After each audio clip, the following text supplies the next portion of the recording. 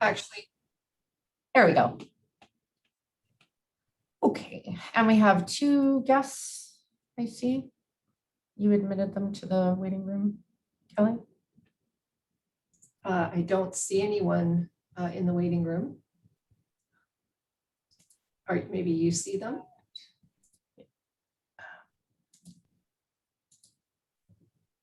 There we go.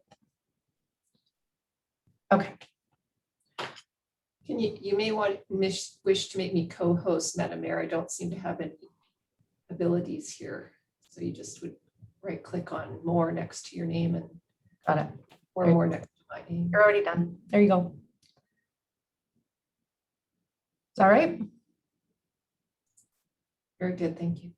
Okay, good. Sorry about that, folks. A little bit of technical issues thanks to Zoom, but we are going to carry on. So I'm Mayor Val Vandenberg, and I'd like to call the May 31st, 2021 regular council meeting to order and begin by acknowledging the land on which we gather is the traditional unceded territory of the Kaitsi Kwantlen, Maswi, and Semiahmoo First Nations. I'm just going to take a moment just to speak on behalf of the city of Langley and everyone here and all our staff, and to let everyone know that Langley City grieves for the 215 children whose remains were found at the Kamloops Indian Residential School. And our hearts are also heavy for all the survivors and everyone involved. We would now like to take a moment of silence. So please join us.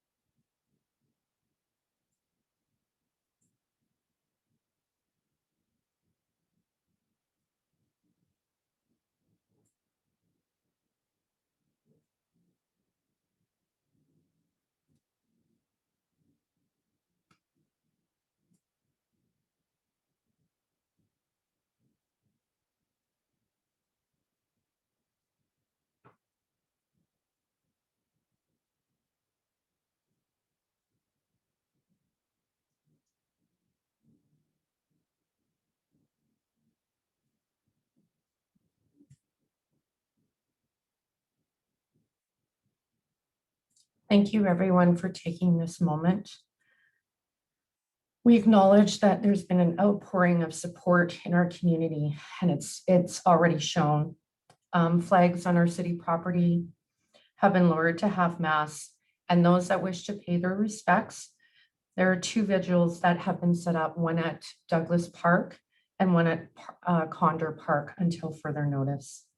And we ask that tonight, May 31st at 6 p.m., that you place the teddy bear on your porch or in your window if you don't have a porch, and leave your port lights on, because every child matters. I'm just going to introduce now all the members of council. With me this afternoon, we have Councillor Paul Albrecht, Councillor Terry James, Councillor Gail Martin, Councillor Nathan Bahal, Councillor Rudy Stortaboom, Councillor Rosemary Wallace, Francis Chung, our Chief Administrative Officer, Darren Light, our Director of Corporate Services, Carl Johansson, our Director of Development Services, Rick Baumhoff, our Director of Engineering, Parks and Environment, Kim Hilton, our Director of Recreation, Culture and Community Services, and Kelly Kenny, our Corporate Officer. Now, we also have a few members, I believe, of the public with us tonight. So for any members of the public who are in attendance to watch these proceedings, welcome. And just a reminder to keep your mics and your camera turned off while we are all in attendance. So to start things off, adoption of the May 31st, 2021 regular agenda. Are there any, before we consider the adoption of the agenda, are there any changes or additions to the agenda? Councillor Albrecht. Yeah, I was wondering if council might be interested in getting a brief update of the LMLGA conference that was held May 14th. Would you like to, well, any, I can make that motion and we can add it near the end of the just want to agenda. add it to your, make a friendly amendment and add it to your Discover Langley? Oh, okay, that would be fine with me. Would everybody be okay with that? Yeah. Yep. Okay. All right. Thank you. Yeah, motion that the May 31st, 2021 agenda be adopted as circulated. All those in favor, any opposed, that carries. Oh, sorry, I need a mover and a seconder. I'm not on tonight. I'm going to warn you right now. Councillor Hall and Councillor Wallace. It's a heavy way to start a meeting and yeah. All right, so committee of the whole, a committee of the whole meeting provides council the opportunity to hear input from the public and allows council a greater opportunity to speak to and debate specific agenda items. Motion is that council commence the committee of the whole. And we have bylaw 3170, 2020 to 2024 financial plan amendment. And I believe Mr. Light, did you want to speak to this? Thank you, Madam Mayor. So before you is a bylaw that basically reflects the 2020 results. Last council meeting, we had a discussion or a presentation about our financial statements, and council adopted our financial statements for 2020. So this bylaw is just to reflect the actual results of 2020 from the operating side. And then on the capital side, there are a number of grants that we received in 2020, particularly from ICBC, and we just want to reflect those as well in our capital plan for 2020. Great, thank you. Ms. Kenny, can you advise whether there was any correspondence regarding bylaw 3170? No, there was no correspondence received, Madam Mayor. Great, thank you. Is there anybody in attendance at this meeting who wishes to speak regarding bylaw 3170? And if so, please use the raise hand function. Anybody in attendance who wishes to speak? I don't see any. All right, now on to council. Any questions or comments? Councillor Stoterboom, go ahead. Thank you, Madam Mayor. And I just want to compliment staff for securing these tremendous list of grant monies that they've found a number of pots of money from a variety of sources, including ICBC and TransLink and others. And I just want to say thank you for your vigilance in finding us those funds. Thank you, Madam Mayor. Yep, thank you. Anyone else? Okay, let the committee of the whole rise and report. I need a mover and a seconder, please. Councillor James, Councillor Wallace, all those in favor? Any opposed? That carries. Regular meeting minutes for May 10th, 2021, that the minutes of the regular meeting held on May 10th, 2021 be adopted as circulated. Any corrections or errors? See none, I need a mover and a seconder, please. Councillor Stoterboom. Councillor Pahal. Any discussion? All those in favor? Any opposed? Carries. Special pre-closed meeting minutes from May 10th, 2021, that the minutes of the special pre-closed meeting held on May 10th, 2021 be adopted as circulated. Mover and a seconder, Councillor Albert, Councillor Stoterboom, any discussion? Seeing none, all those in favor? And that carries. Public hearing minutes from May 10th, 2021, that the minutes of the public hearing held on May 10th, 2021 be adopted as circulated. Any any corrections? Need a mover and a seconder. Councillor Stoterboom, Councillor Hall, all those in favor? That carries.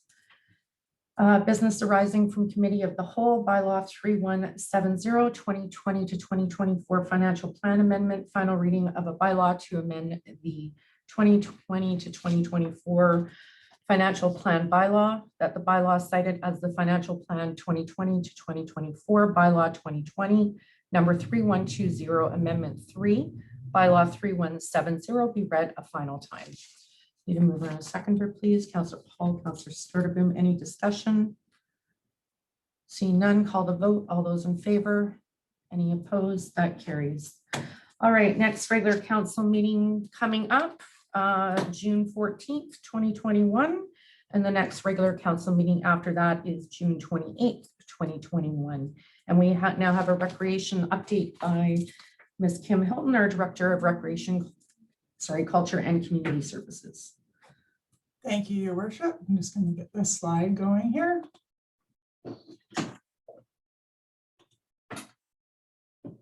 Okay, and can you see that? Great. So the update for May, the very last day of May, but it's still relevant for June, for Recreation, Culture, and Community Services. So happily, we are almost a whole month into our L. Anderson Pool Memorial Pool operation, and we are having a lot of people coming through our doors by pre-registration, but we do have swimming lessons that are running currently for preschoolers. We have public swim, length swimming, and aquafit. So to register for your space and time, please phone 604-514-2940, or you can go online to langleycity.ca and check out what your options are for programming. The staff are geared up and happy to be out on the deck meeting and greeting people. Just a special note that the registration does open 7 days in advance, and we do close registration 2 hours prior to the start of the program. And with this slow restart, we are happy to offer again our chair yoga, and that's running on June 7th to 28th. It is a pre-registered, it's a class rather than a registered drop-in. And for more information, you can phone 604-514-2940. And again, you can go online and register as well. Fit for Life.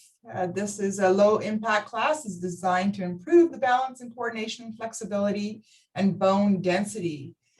So it is ideal for those who are mobile but may be at risk of injury due to osteoporosis. So again, we've had to put this class on hold when we had our circuit breaker, but now happily we can start tomorrow.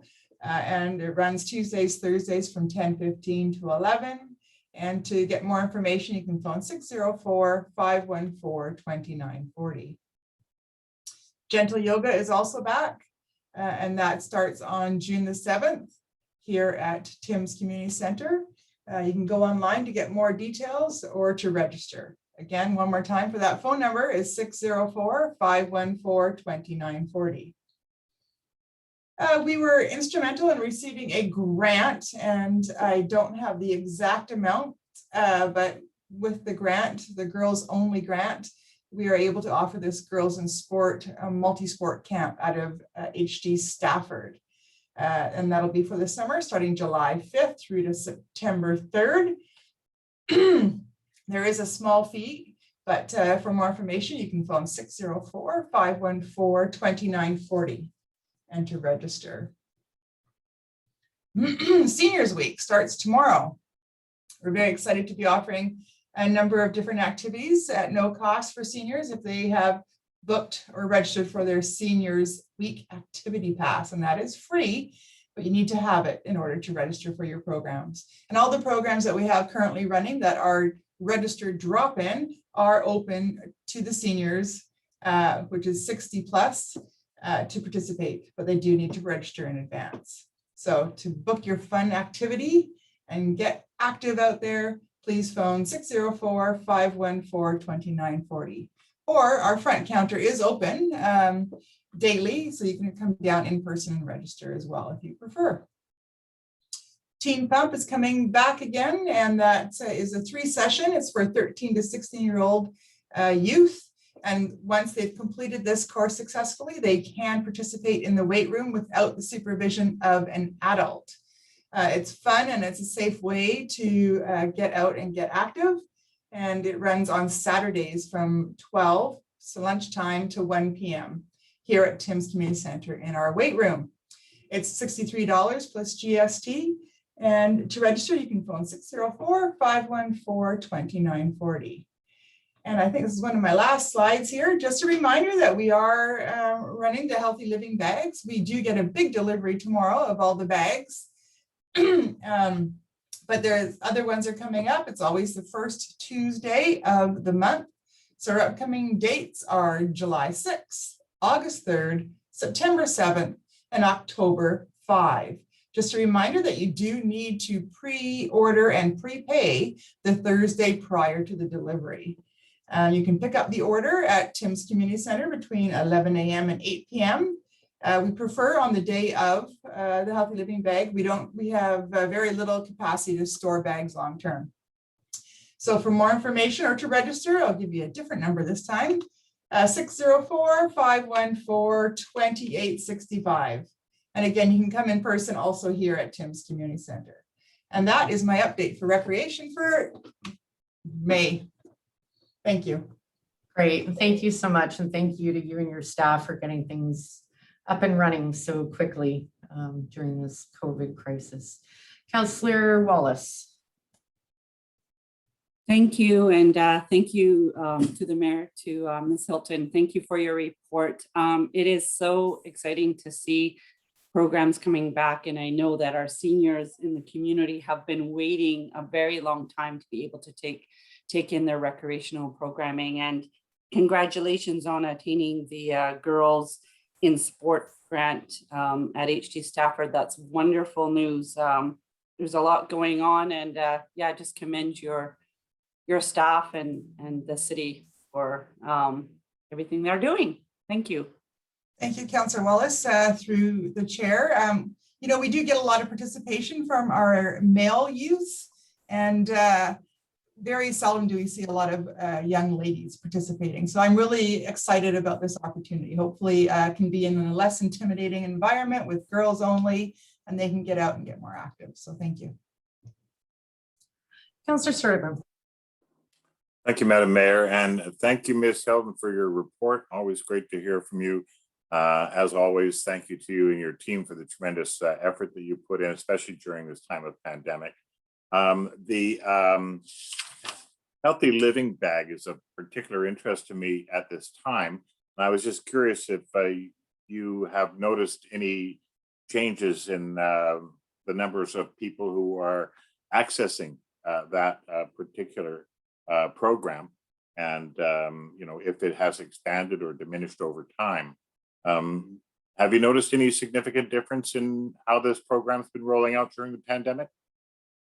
Thank you, Councillor Soderboom, through the chair. Yes, for sure, we've had an increase of participation in the program, and we is what our third month, I think. So we're just getting back in and starting increasing our promotion of the program.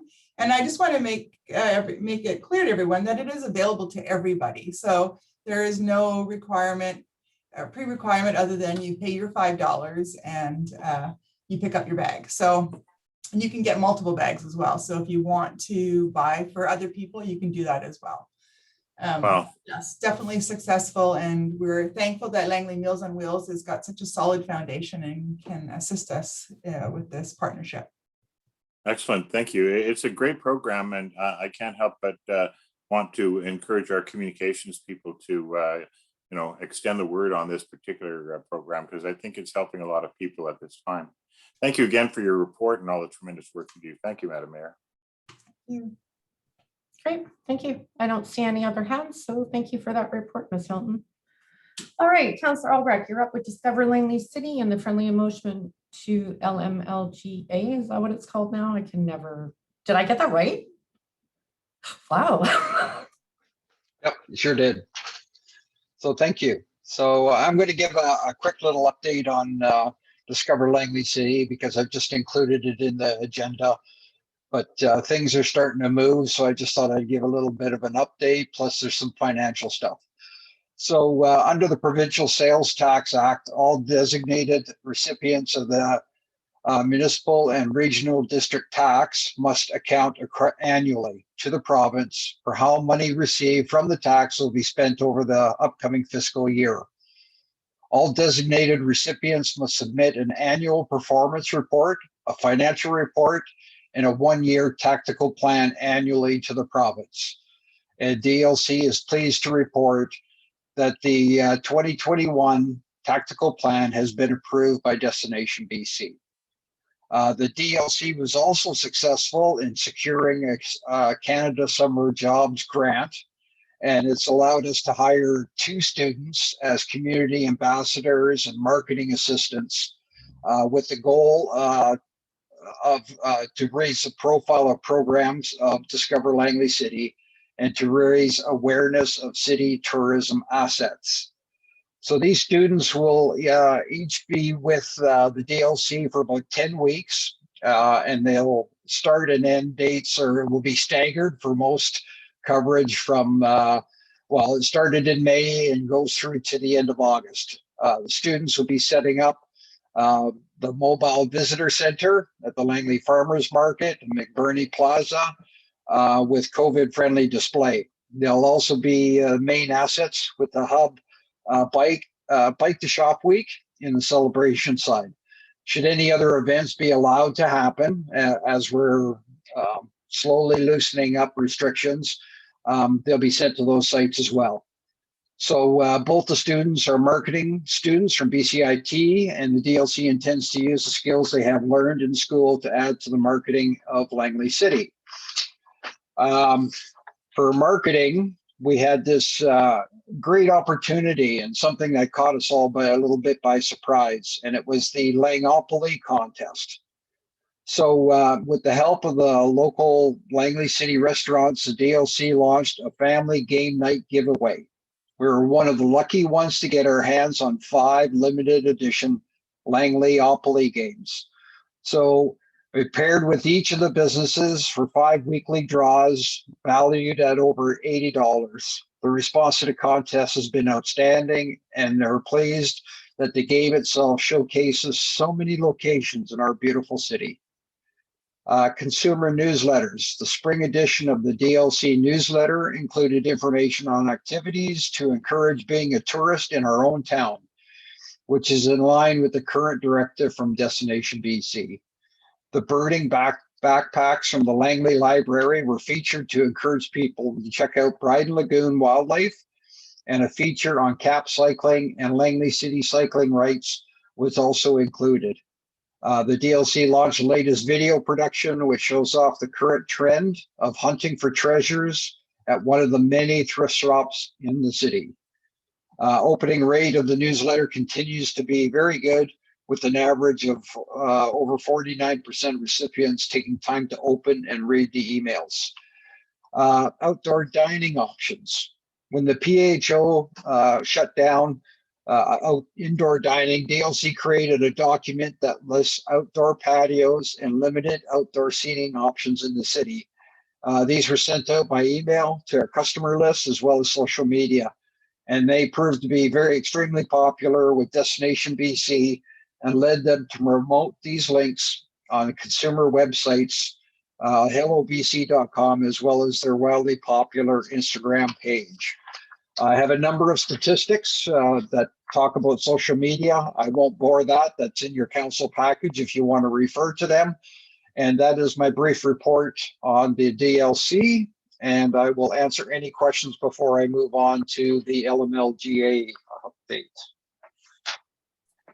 Any questions? Eddie? I don't see any questions. Nope, you're good to go. Okay, good. So back starting May 12th, 13th, 14th, the Lower Mainland Local Government Association, which has a representative of 33 member local governments, held their annual conference and AGM.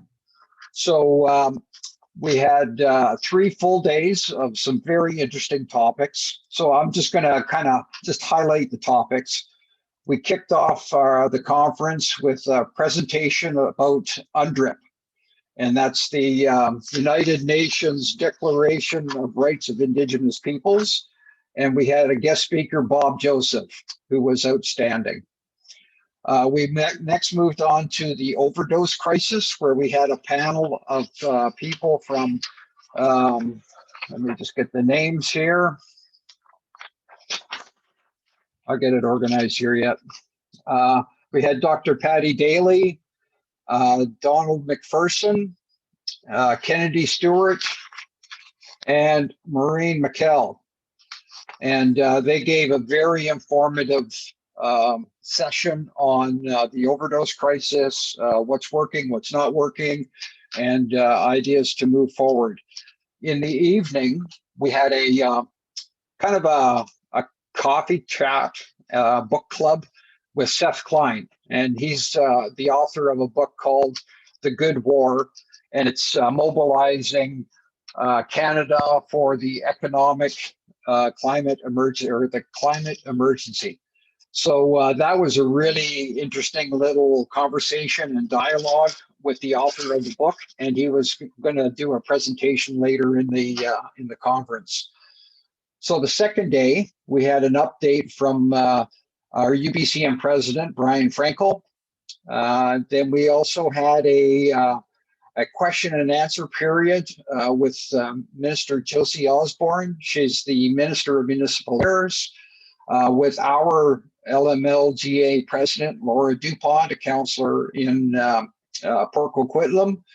They talked about a number of things that apply to local governments like ourselves, and that was very informative. We then moved on to the AGM portion. We covered off approximately 30 resolutions. In fact, we got through all of the resolutions that were submitted, which was really impressive, ranging in a number of topics, and I can get all that information for council members if they're interested.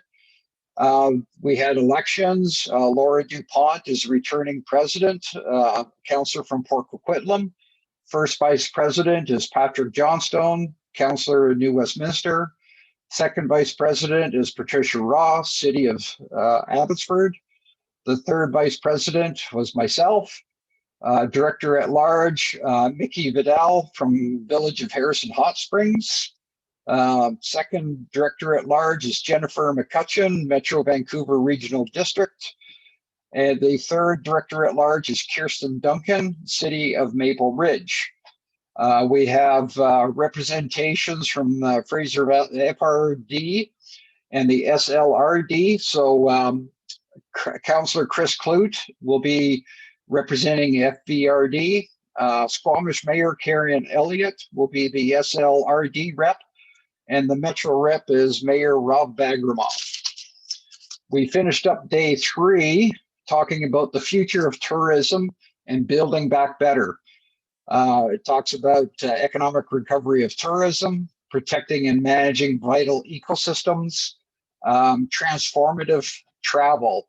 And that's the kind of covered off an interesting dynamic, the impacts on the economy for tourism, at the same time the impacts to our environment that had an impact on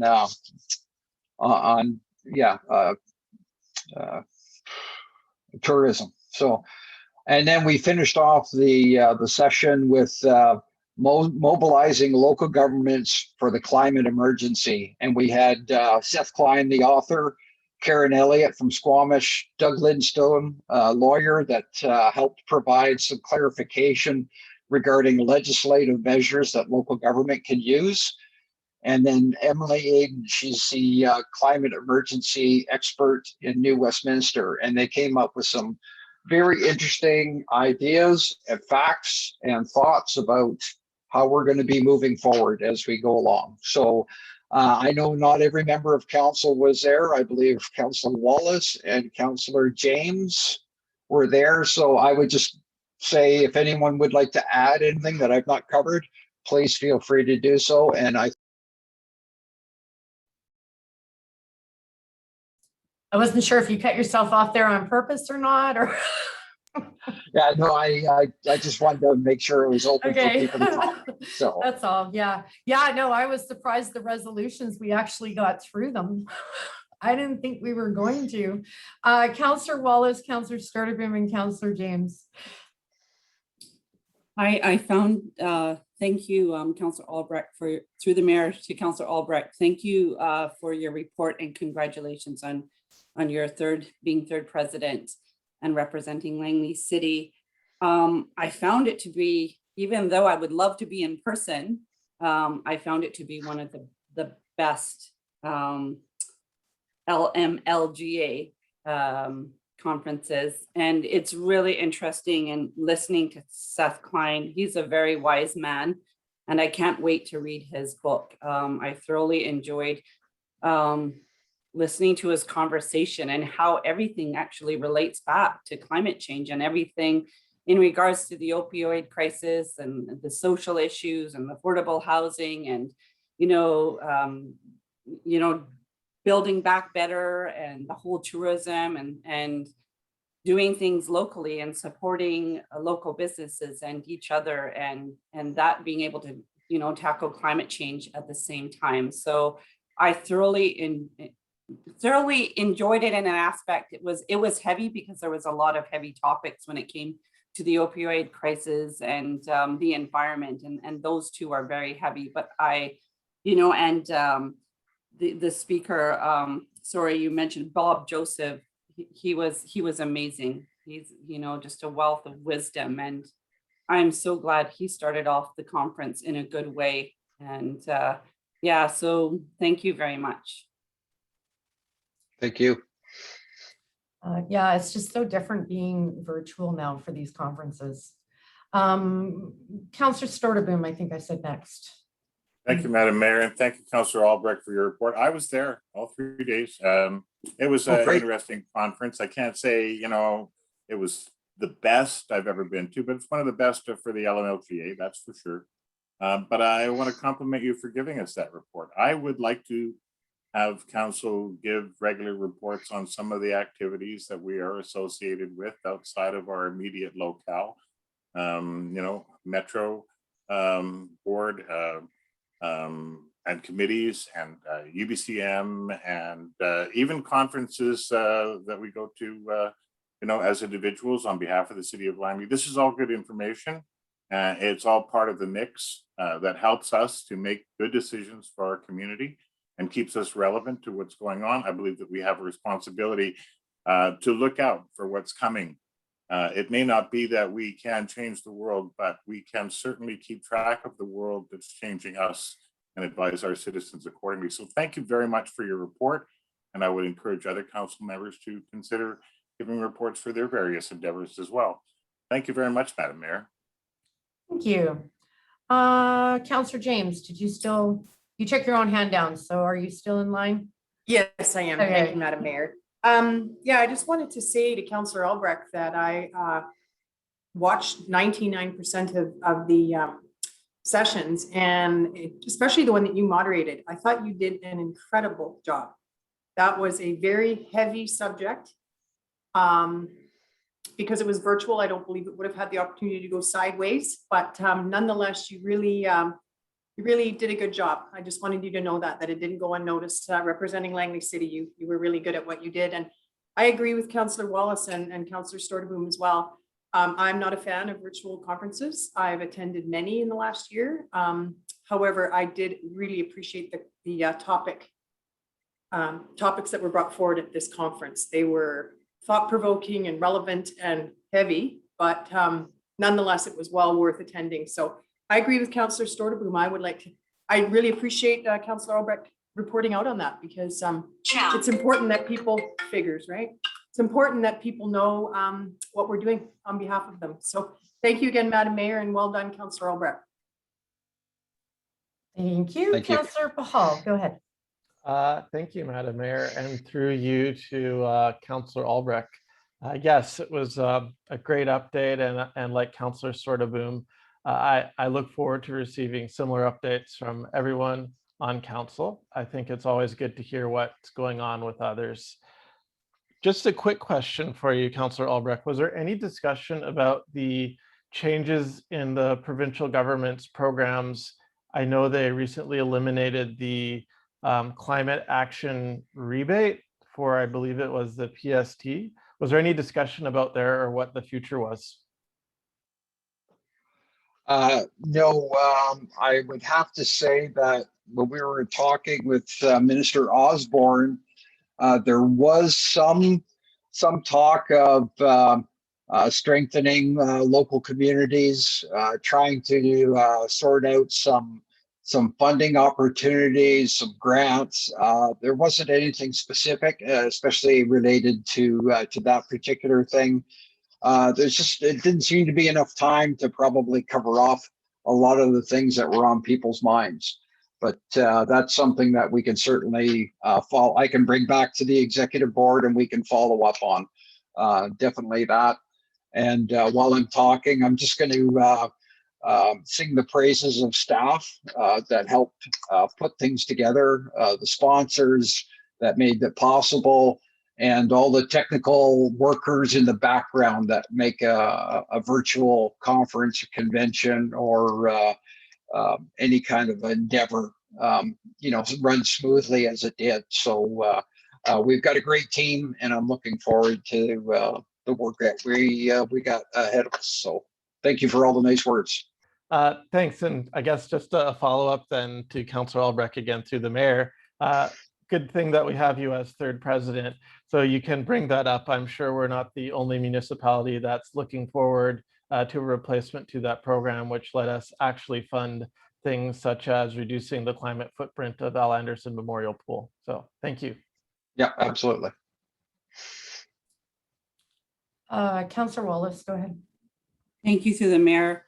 I have to say, I mean, everything runs on sponsorship, but I'm going to give a shout out to Seth Klein in regards to when we're fighting climate change and we have sponsors that are not ones that are affecting climate change. So I'm really proud because I've often gone to these conferences, and I'm not going to name the companies that I'm like, why are they here? Because they're not contributing to the positive impacts of what we need to do to fight climate change. So I wanted to just say good on him and good on the LMLGA allowing that free voice to happen. So thank you. Great, thanks. Yeah, thank you. Thank you again. Thanks everybody for attending and enjoying it and the feedback. I really appreciate it, and I'll bring it back to the. And I can just comment, Nathan, on your question. I'm on the UBCM executive board, and we just had our advocacy days last week with the ministers and the premier and such, and that was one of the items that came up. TransLink and Metro are also going to be addressing it through the mayor's committees and councils. So it is on the radar, and if anybody started attending FCM today, which is running all week, we are also going to be having discussions at FCM on that as well. So we can keep you tuned in on that for sure. So it came as a big surprise to everyone. Yeah, and the premier didn't really have very positive response, I don't think, in regards to any sort of other funding. So we're looking into that. Yeah.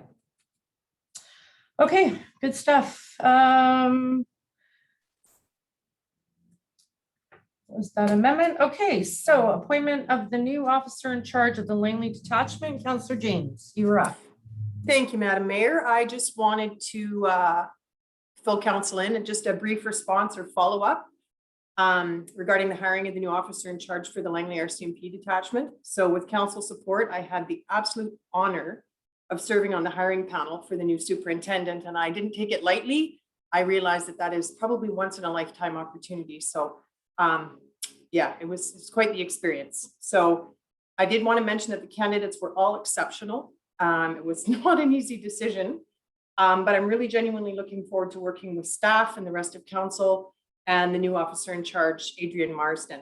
So in closing, I just simply wanted to say thank you to Assistant Commissioner Levy, Superintendent Ng, Mayor Jack Froese, our very own CAO Francis Chung, and the Langley Township CAO Mark Backen for their professionalism throughout this process. They've all experienced this before. So yeah, they were very helpful and super professional. So I believe we made the best decision for our communities, and I'm excited for the future of our CMP activity in the city and the township. So thank you again for the opportunity. I just wanted to fill you in on what I'm able to. Thank you. Fantastic. Councillor Sturtevant.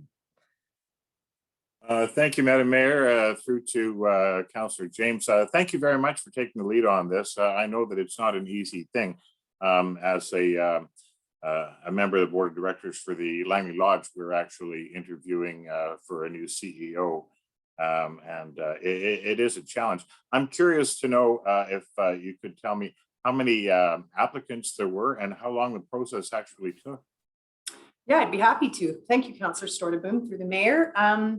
So the RCMP pre-vets the candidates. So they gave us 4 individuals, different backgrounds, different experiences, different everything. The process took an entire day. And it was all done virtually, of course, but essentially how it works is we were shown the questions that were asked to the candidates. They were given them in advance, and each candidate was given an hour and 15 minutes to respond. And there was a series of 7 questions. Yeah, so each interview was an hour and a half, and then whatever discussion that took place before the next interview. So it was literally probably a full, well, it was definitely an 8-hour day and probably a full 10 hours of reading prior. So it was a big responsibility, but again, the level of experience and professionalism with the individuals that were brought forward was pretty outstanding. We would have done well with any of them for sure. And the decision, fortunately, was, or unfortunately, not easy to make, but I honestly do believe that the right decision was made. So I'm sure that you did. Thank you again for taking the lead on that. And I look forward to, well, with all of council, meeting our new OIC, and not just online, but in person as well. Thank you, Councillor James. Thank you, Madam Mayor. And may I ask, during that process, there was 4 candidates, but no women, correct? there was indeed no women that were brought forward as the And was individuals who were anything vetted. said to maybe change that or change direction of that? So essentially how it worked, Madam Mayor, was we were given the names. I did ask the question why there wasn't any female candidates. They weren't able to answer. So essentially we were given the names and the information simply, I think it was like a day and a half before the actual interview process. So whatever the machine was on their end, it was well in motion before we were given the information that we needed to make a decision. Yeah, I'm very disappointed by that there was no female candidates in that selection process. Very disappointed. Okay, moving on. Bylaws. Bylaw 3168, official community plan amendment bylaw. First and second reading of a bylaw to amend City of Langley official community plan bylaw in order to incorporate provisions for higher density mid-rise residential uses at the properties addressed 20179, 20189, and 20199 53A Avenue. And I believe Mr. Johansson has some comments for us in regards to this. Go ahead, Mr. Johansson. Yes, thank you. Good afternoon, Mayor and Council.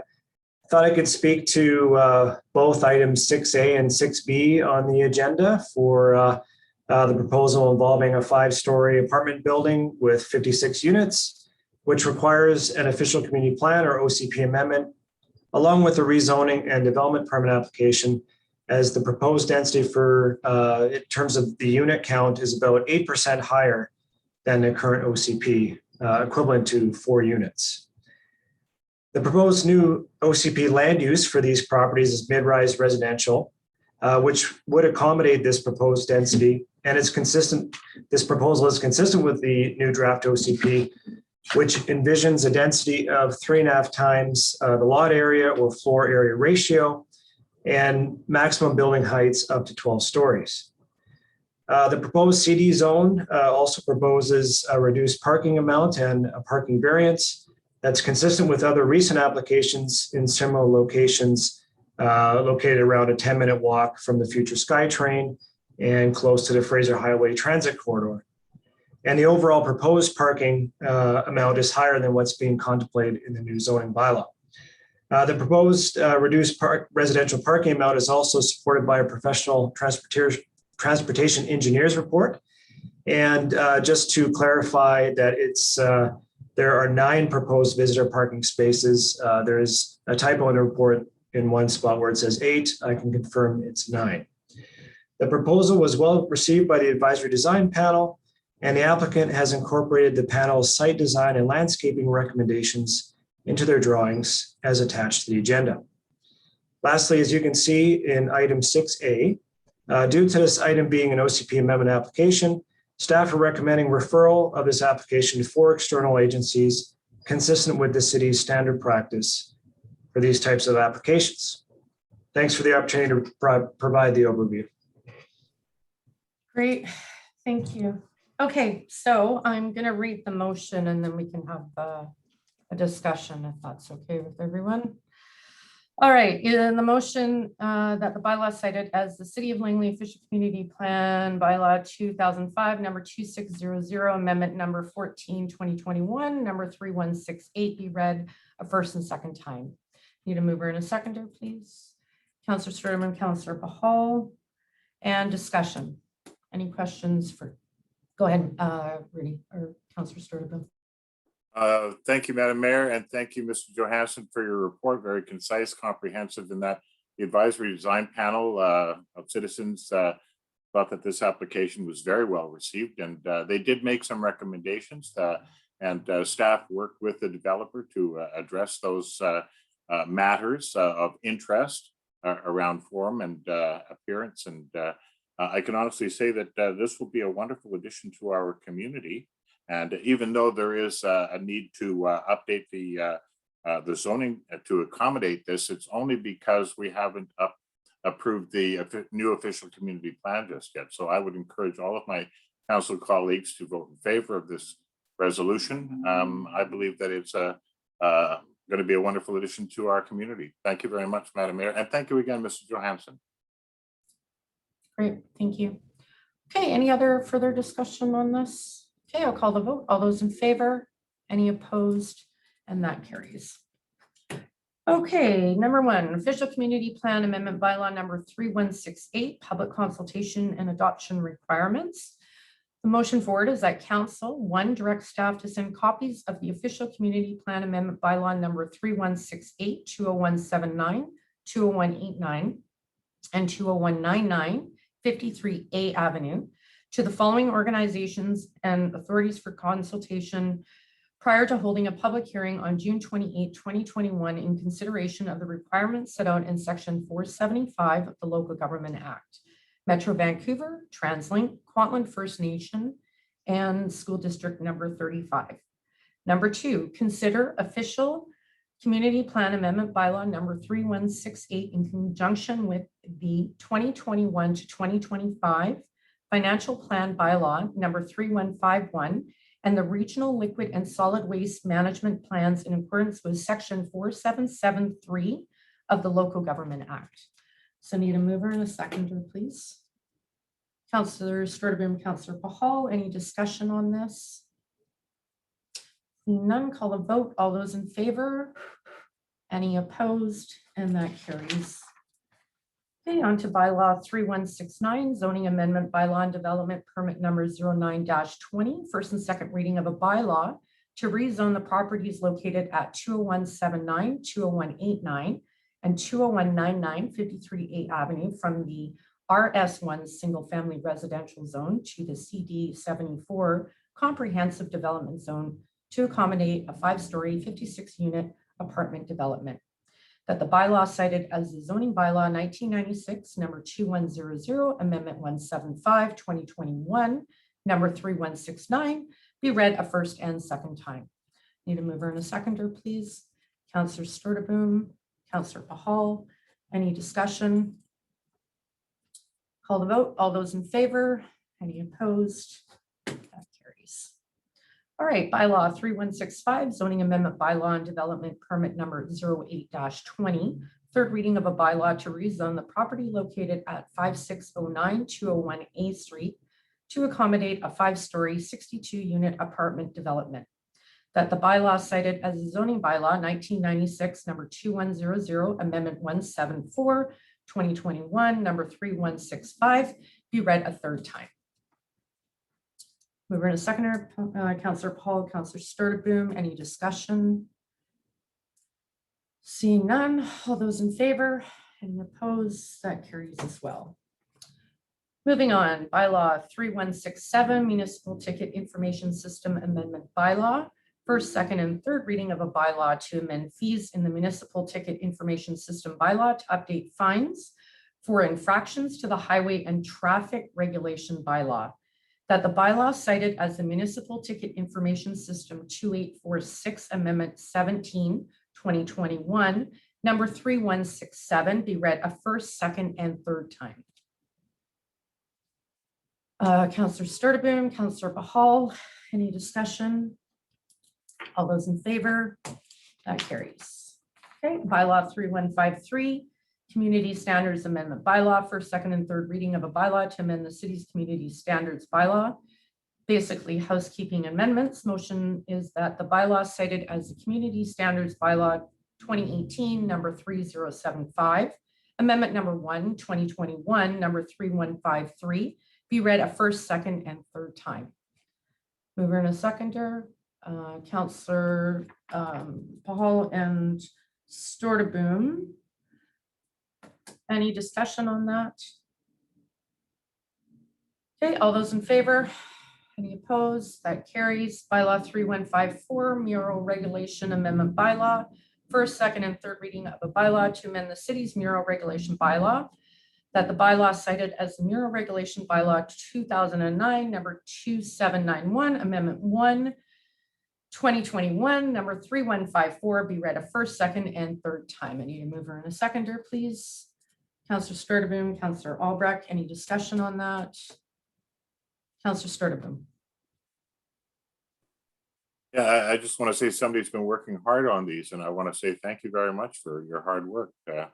These are housekeeping issues that need to keep us up to date and not redundant. So thank you very much. Yes, thank you. The staff has done a wonderful job. Okay, did I get a mover and a seconder on that yet? Yes, I did, because we had discussions. So all those in favor, any opposed, that carries. Bylaw 3155, City of Langley signed bylaw, City of Langley sign amendment bylaw, first, second, and third reading of a bylaw to amend the city's sign bylaw, that the bylaw cited as the City of Langley sign bylaw 1996, number 2125, amendment number 6, 2021, number 3155, be read a first, second, and third time. Mover and a seconder, please. Counselor Sturtevant, Counselor Albrecht, any discussion? I'll call the vote. All those in favor? And that carries. Okay, on to H, pilot program, consumption of liquor in parks and public facilities. 1, that council approve the pilot program for the consumption of liquor in selected parks and facilities for every Friday and Saturday from 1 p.m. to 8 p.m. for the period of July 1st, 2021 through September 30th, 2021.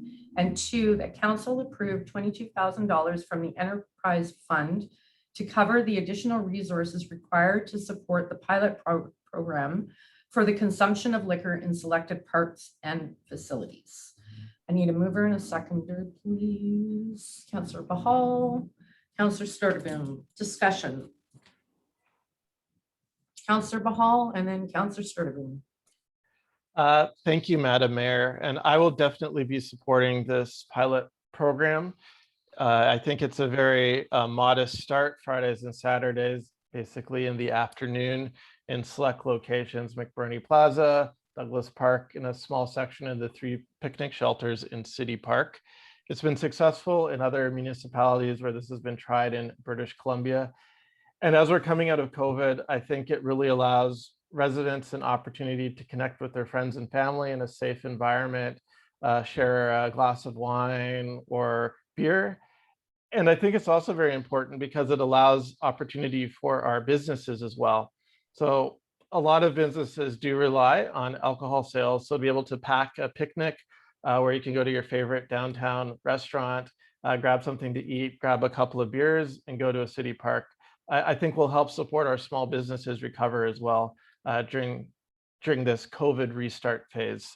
I look forward also to the report that will happen after the pilot. I understand the city is going to be posting information so people can provide their feedback, what's good, what's bad, and maybe this could turn into something that's permanent. So I think this is really great. It's progressive. It's helping support our small businesses, and I think allowing adults to be adults. So I'll be supporting this, Madam Mayor.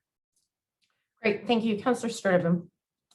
Thank you, Madam Mayor. And yeah, I support Councillor Pahal's comments. I want to thank the Merchants Association for bringing this forward as a recommendation for our consideration. This is a big step for City of Langley. The city's always resisted having beer gardens in public spaces. So as long as I can remember, probably from the start. So yeah, this is going to be one to watch. I think that, you know, there may be some challenges, especially at first, but it definitely has merit. And I think that Councillor Hall's comments around, you know, our citizenry, you know, growing up and having, you know, adult beverages is just a part of that.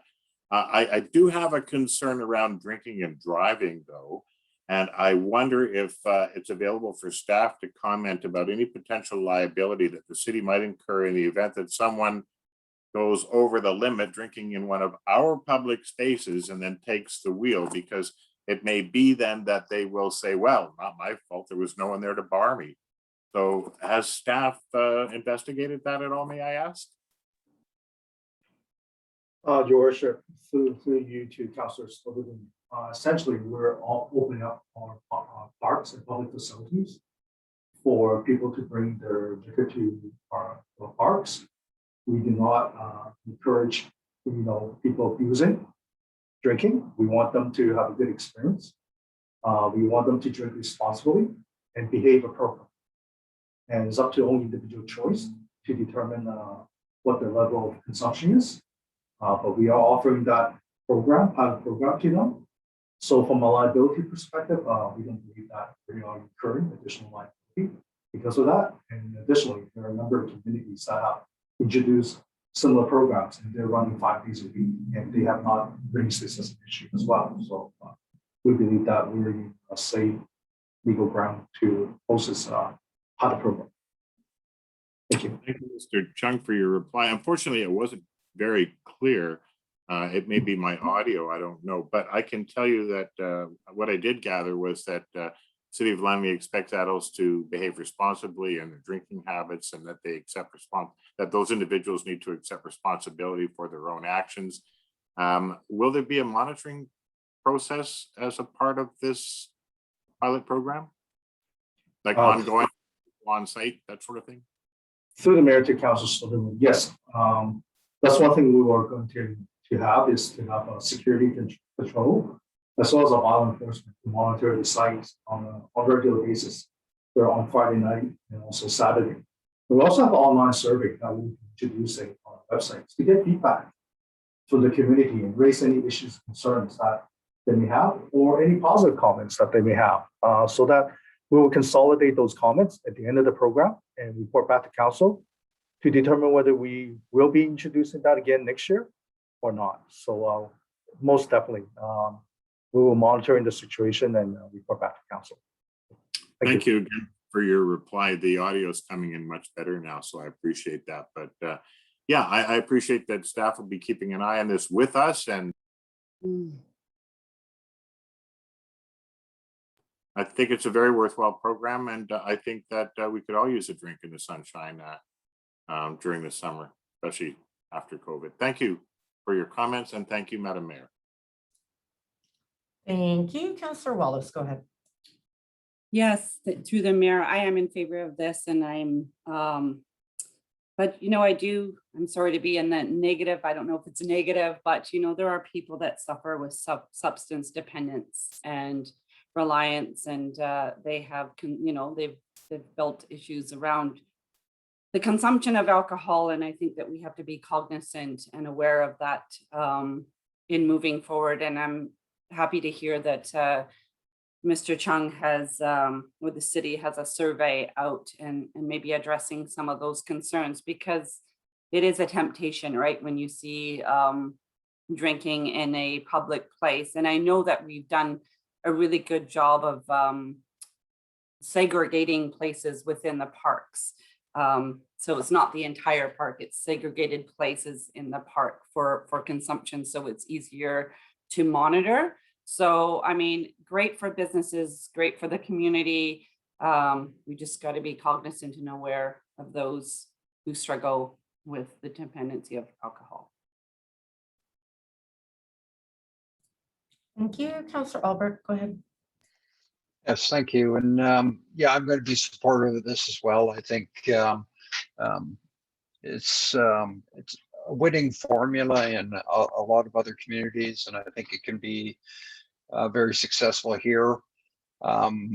I think we're a little naive to think that there isn't drinking already going on, especially those with some issues. But I like to think that this shows some respect for our mature and responsible adults in the community that that want to participate and have an enjoyable time in the park.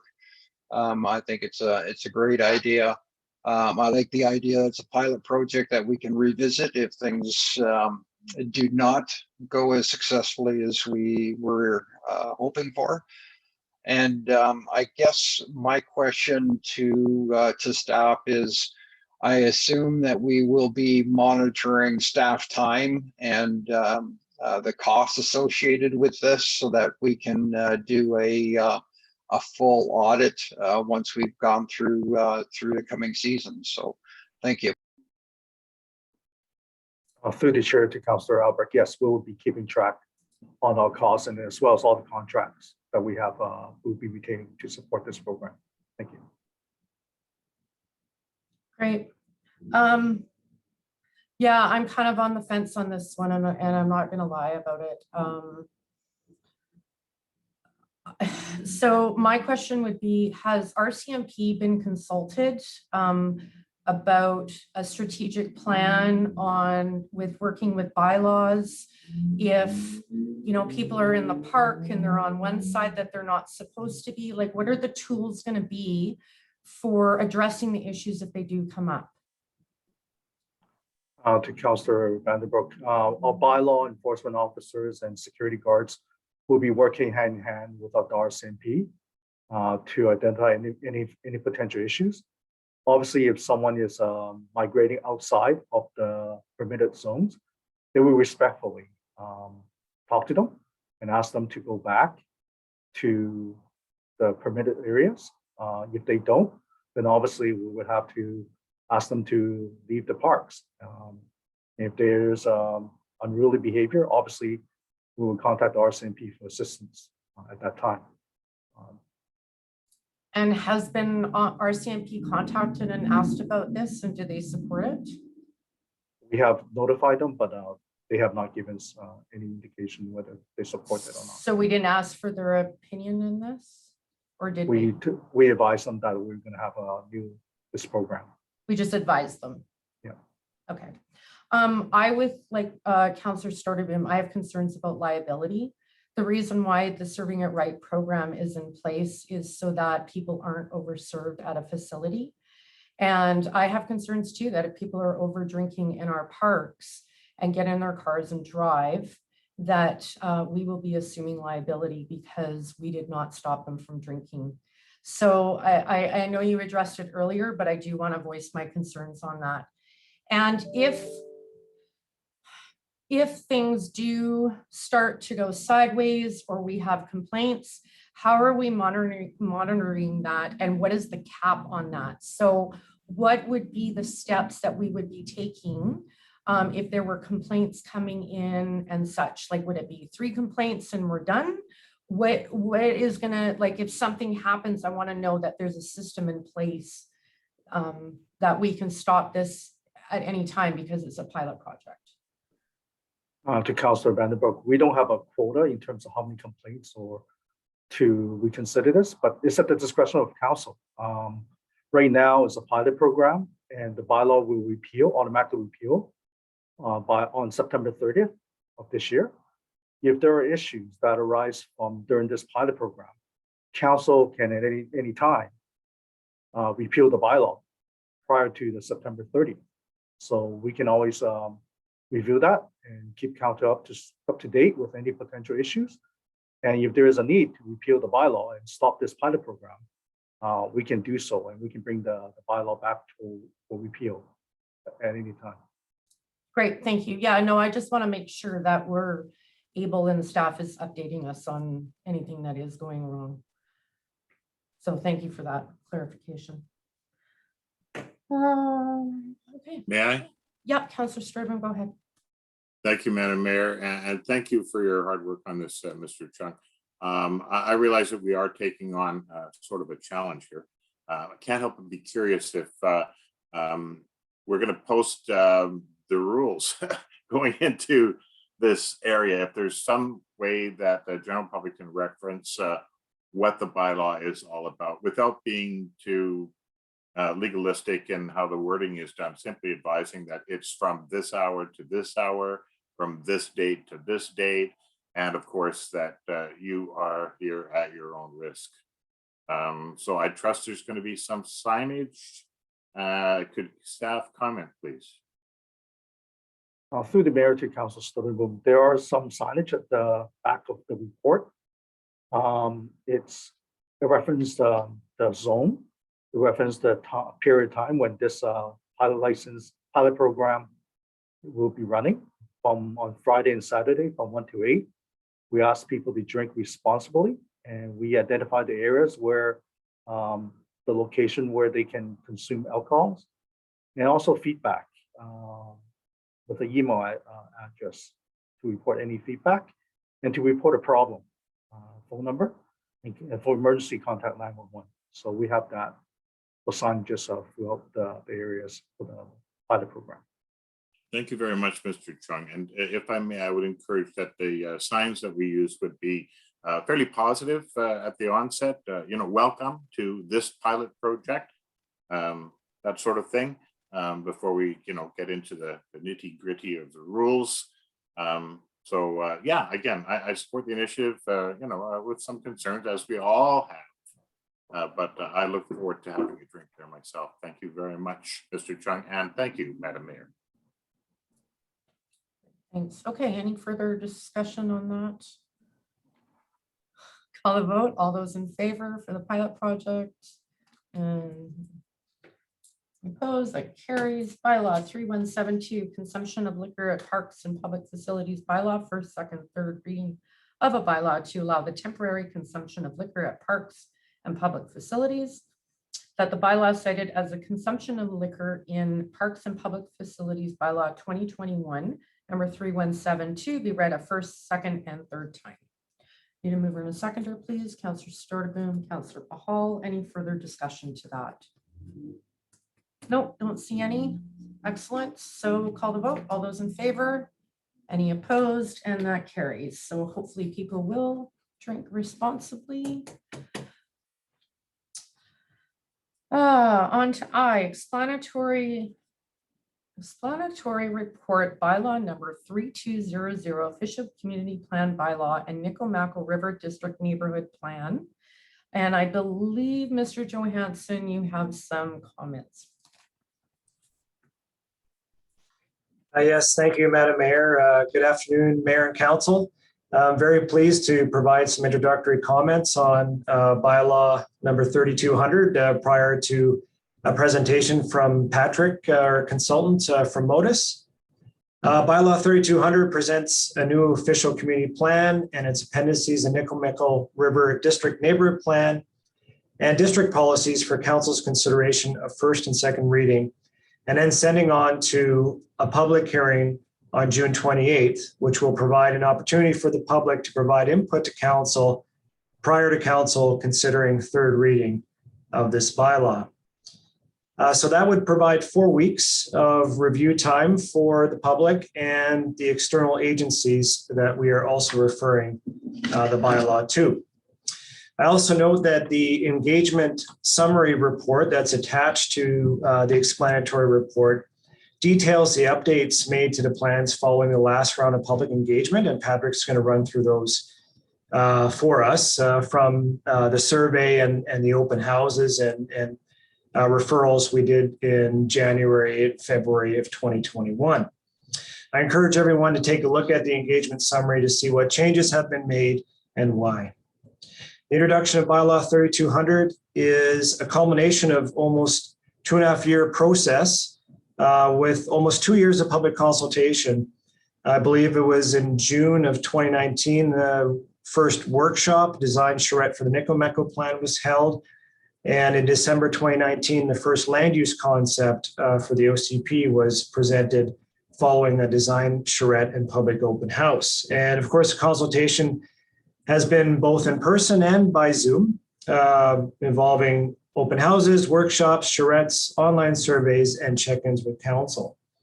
These strategic documents will chart out a vision for focusing new growth around SkyTrain, fostering a broader range of housing, enhancing social equity in the economy, protecting the environment, and reinforcing the Nickel-Meckle River as the city's green heart and ecological jewel. It's also important to note that the new OCP will not change the existing zoning of properties or the legal entitlements on those properties. Only property owners can bring forward applications to council to rezone their properties, and at the time of their choosing. The creation of the new OCP and Nickel-Meckle Neighborhood Plan are key actions arising from the Nexus of Community Vision that council adopted in 2018. And as directed by council, this process was overseen by Francis Chung, our CAO, and Roy Beto, our Deputy Director of Development Services, prior to my time here at the city. And the process and documents have been created by the very experienced hand of the consultant team Modus, excellent support from our senior management and staff team here at the city, and of course, council's leadership and support in undertaking this significant project. It's also important to ensure that we thank the public and all those who have contributed to the creation of these draft plans. It's very much appreciated, and our hope is that these proposed plans will enable and proactively prepare the community for future growth and change as we anticipate the arrival of SkyTrain, continued strong population job growth, and increasing home prices. As I noted earlier, the public will have another opportunity to provide input to council by way of public hearing on June 28th. If council moves the readings today, and the public hearing will be held before council considering third reading of this bylaw. With that, Madam Mayor, I can hand things off to Patrick to run us through his presentation. Great, thank you, Mr. Johansson, and Mr. Oster, I'll pass it over to you. Nice to see you. Hi, thank you, Madam Mayor and councillors. I'm just going to share my screen for the presentation that I've prepared for this item.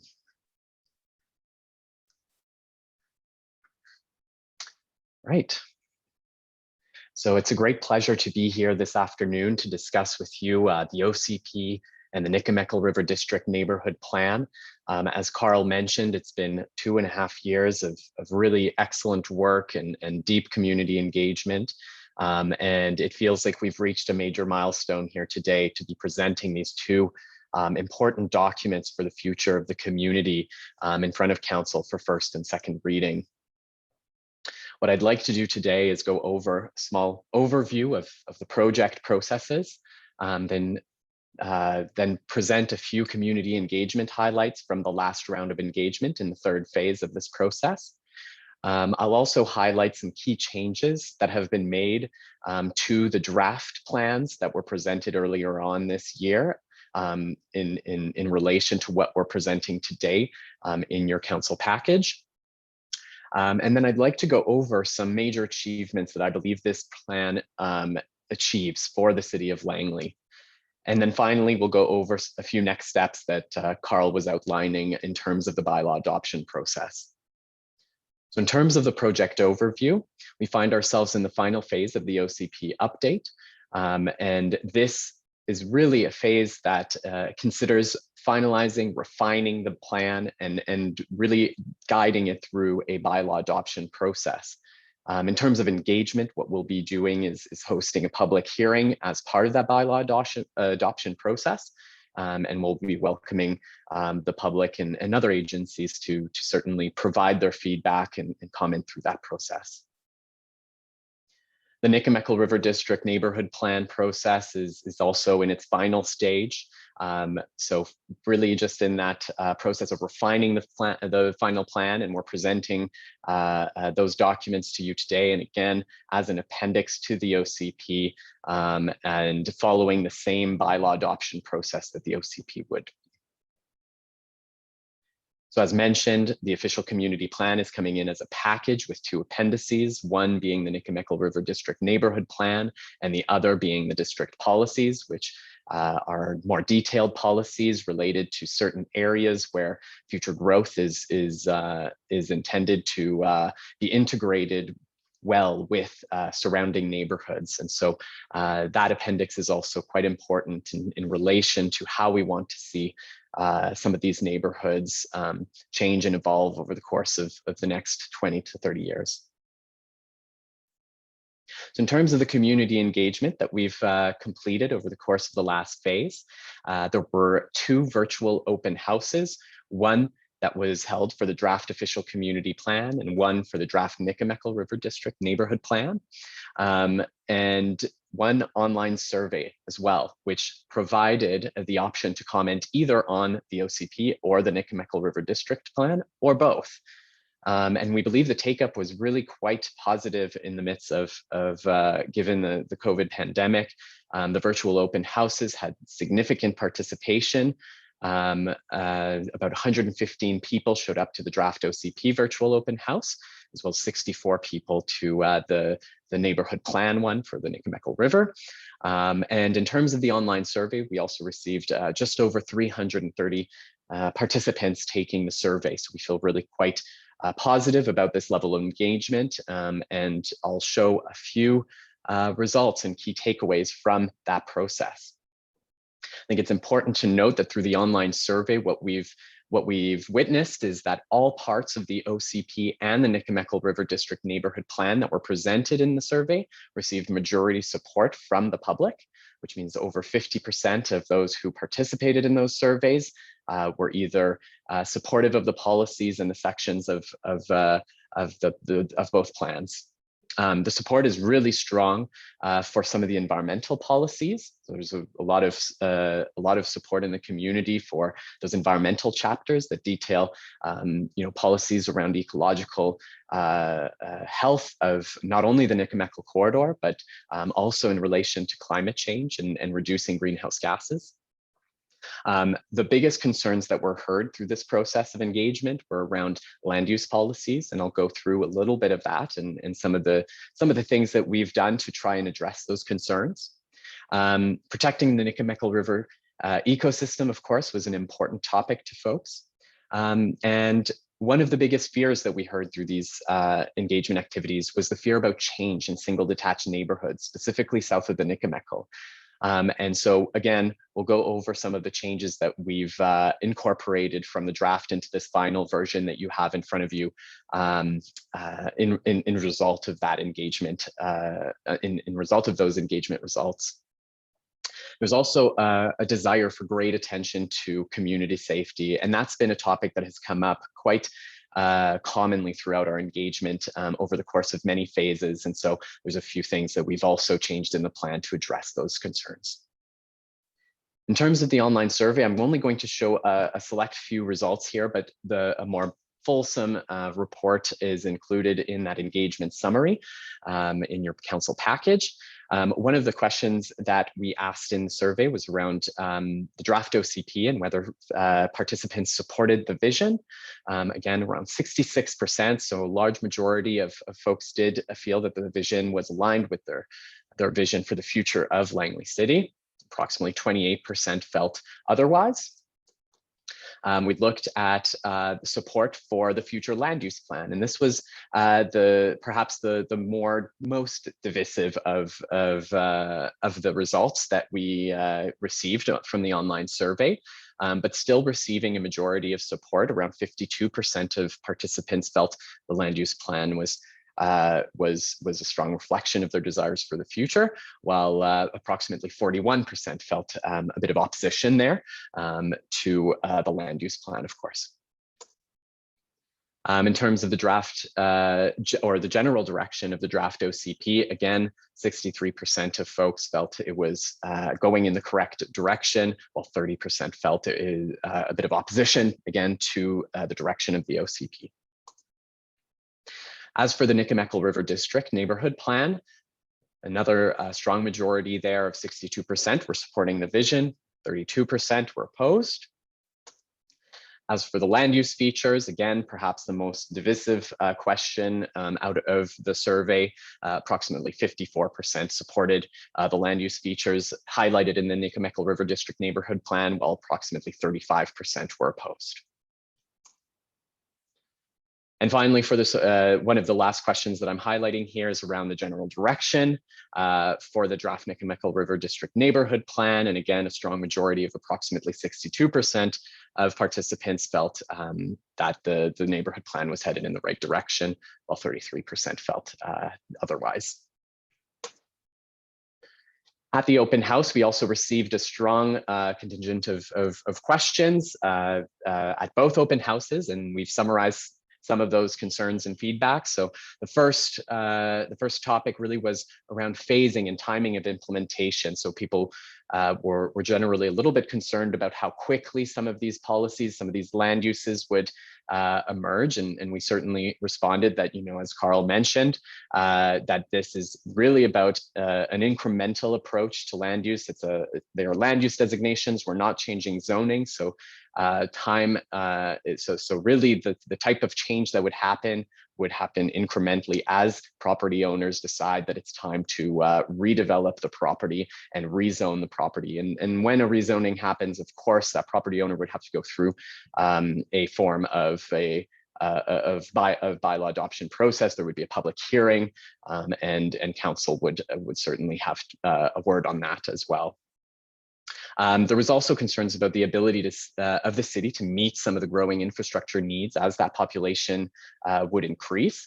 And we have been working with Urban Systems, our engineering subconsultants, to look into and discover and explore the potential impacts on infrastructure services in the community. And we feel comfortable that there are certain upgrades that will be needed given some of the strong growth that we expect near the SkyTrain stations, and some of the growth that would happen along some of the townhouse and plex multiplex housing, sort of along the two corridors of the 200 Street and 208 corridors in the land use plan. And so we have certainly a preliminary draft report prepared for that, and we can give council a little bit more information on that, I believe, as we approach the public hearing. And in terms of concerns about traffic and parking issues, that was another concern that we heard, specifically in areas south of the Nikomekel, worries about being able to accommodate some of those parking, some of the traffic concerns that exist there, and as well as this difference between land use and designations and zoning, which was another concern that was voiced at the open houses. And so we certainly made the case at the open house that those are two separate land use tools. And here we're really just dealing with land use designations. We are not altering properties zoning in this process. So all entitlements on those properties will stay the same through the adoption of this bylaw. We've also referred the OCP and Nikomekel River District Neighborhood Plan to a range of government agencies to receive their feedback. So this is a list of the agencies that we sent the documents to and asked for their feedback. We received responses from several of them, and here is just a quick summary of that feedback. So Metro Vancouver felt that the policies in both the OCP and the Nikomekel River District Neighborhood Plan were strong and effective and in alignment with the goals of the regional growth strategy. Both the existing growth strategy, Metro 2040, and the one that they are currently working on, and the initial thinking for that update to Metro 2040, which would be called Metro 2050. Both the City of Surrey and the Township of Langley felt that there were opportunities to partner and collaborate, not only on safety issues, but areas surrounding the Willowbrook SkyTrain station that is planned close to about 196th Street in Langley City, but also with regards to watershed planning in relation to the Nikomekel River, given that the watershed spans multiple municipalities. There's definitely an opportunity there to partner and make sure that we're addressing some of the ecological issues at a larger scale. TransLink felt that there was strong alignment between the proposed plans and TransLink's goals, specifically around future transit investments. And they would like to see a bit of increased density and heights in some of the transit-oriented land use designations. However, that comment also comes a little bit in conflict with the feedback that we received from Transport Canada, which was really to ensure that new development doesn't impact safe aviation operations. And as you know, the Langley Airport has certain restrictions on building heights in and around the downtown Langley area, which really limits buildings to around 13 or 14 stories there. And so we really want to make sure that we're providing property owners, developers, and the community with more certainty around how high they can build. And we feel that this plan does that. The Kwanglen First Nation also responded with some comments, really thinking about how they would like to see the OCP recognize their rights and title to land. They also commented on the ability of the plan to speak to the revival of the Hunkaminam language. They spoke to the ability to partner on certain housing projects, given they have a nonprofit branch that is specific to building housing for their community members.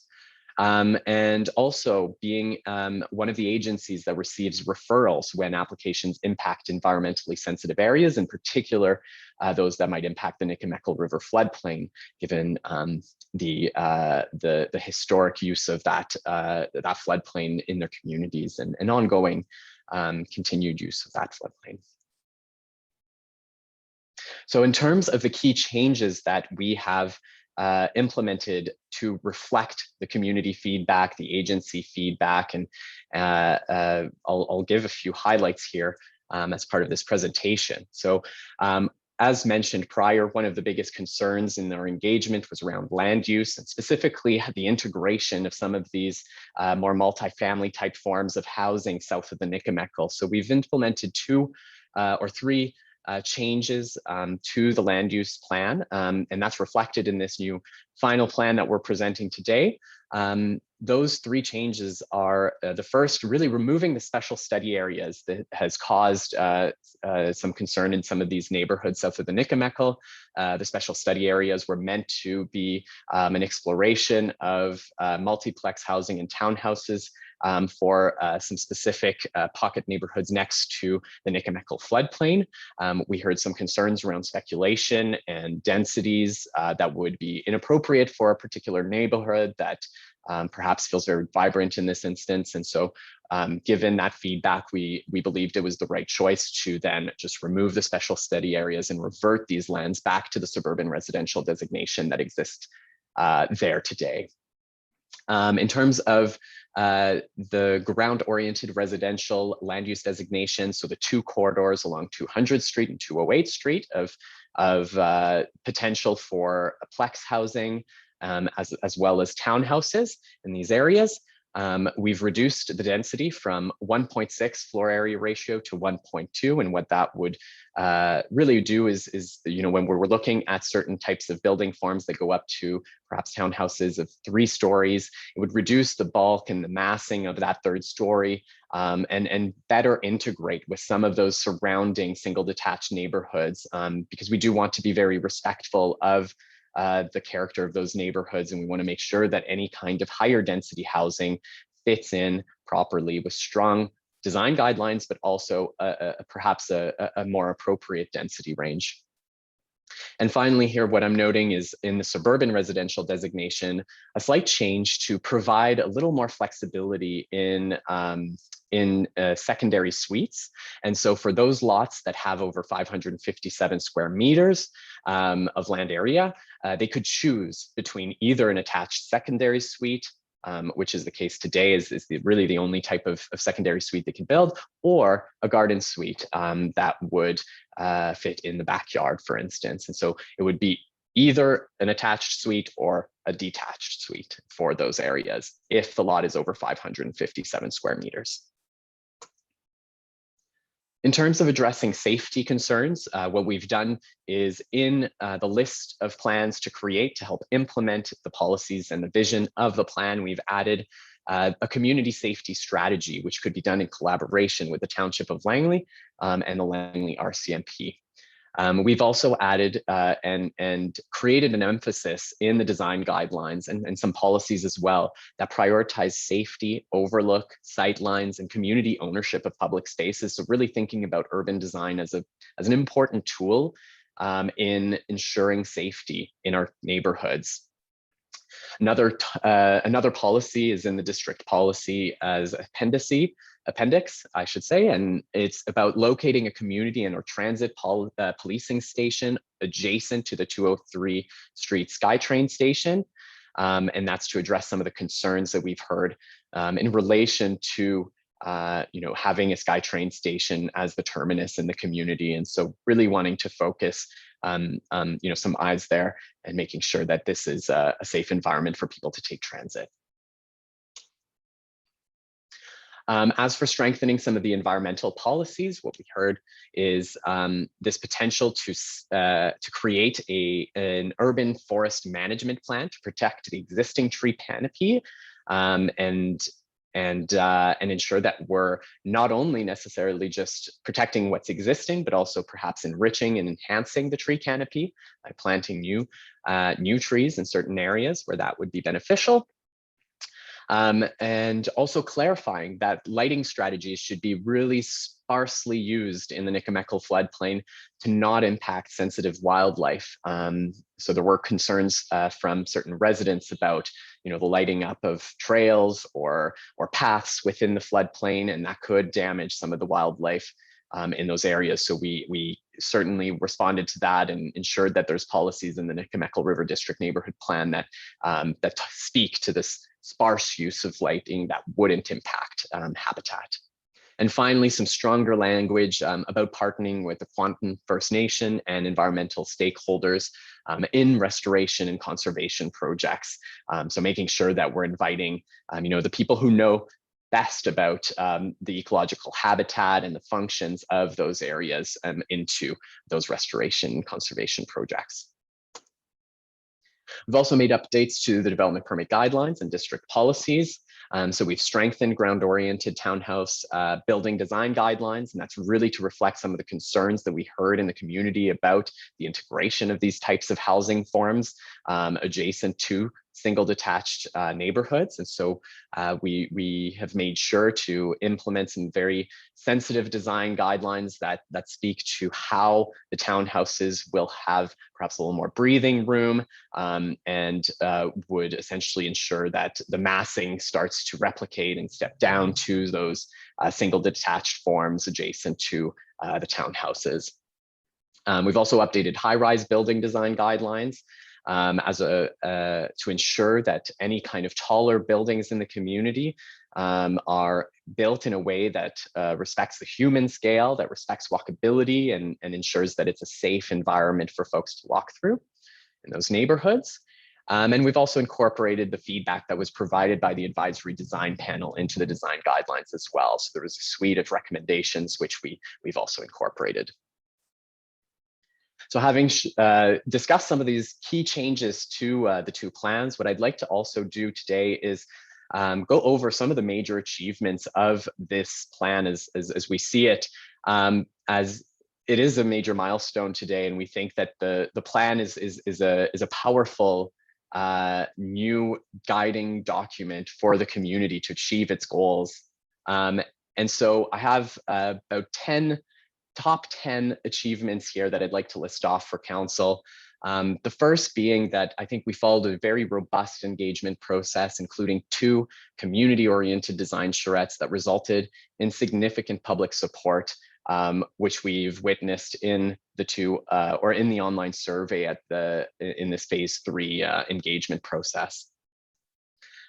The second major achievement is really about a plan that is founded on and builds upon this city-defining and ambitious nexus of community vision. So council and the public and stakeholders in the community created this nexus of vision document several years ago, and we feel that this plan is a strong reflection of that vision and would help implement that vision in a very successful way.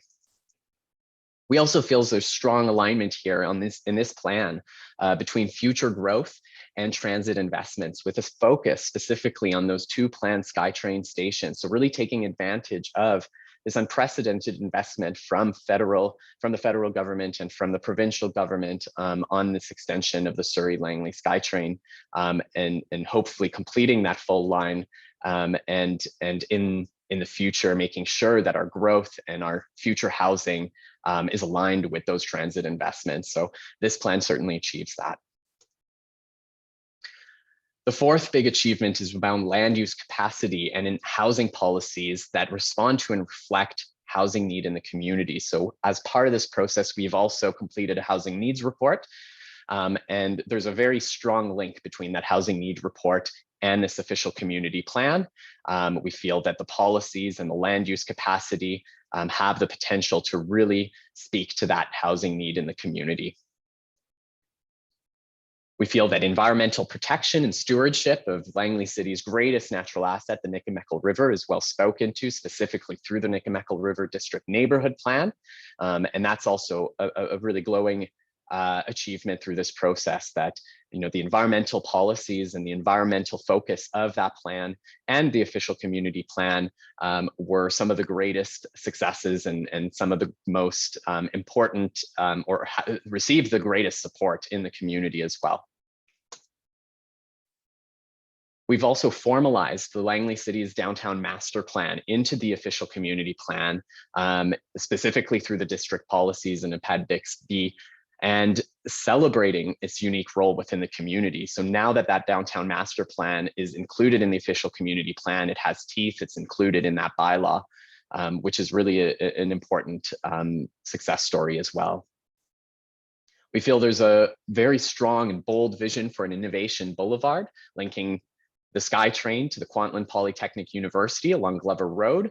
And we feel that that vision could really propel Langley City's economic future. Looking at specific type of industries that look into tech and creative industries and the circular economy and other types of maker spaces and innovation hubs that have the potential to locate along that corridor and create something really special for the community, build upon its strong foundation of employment here.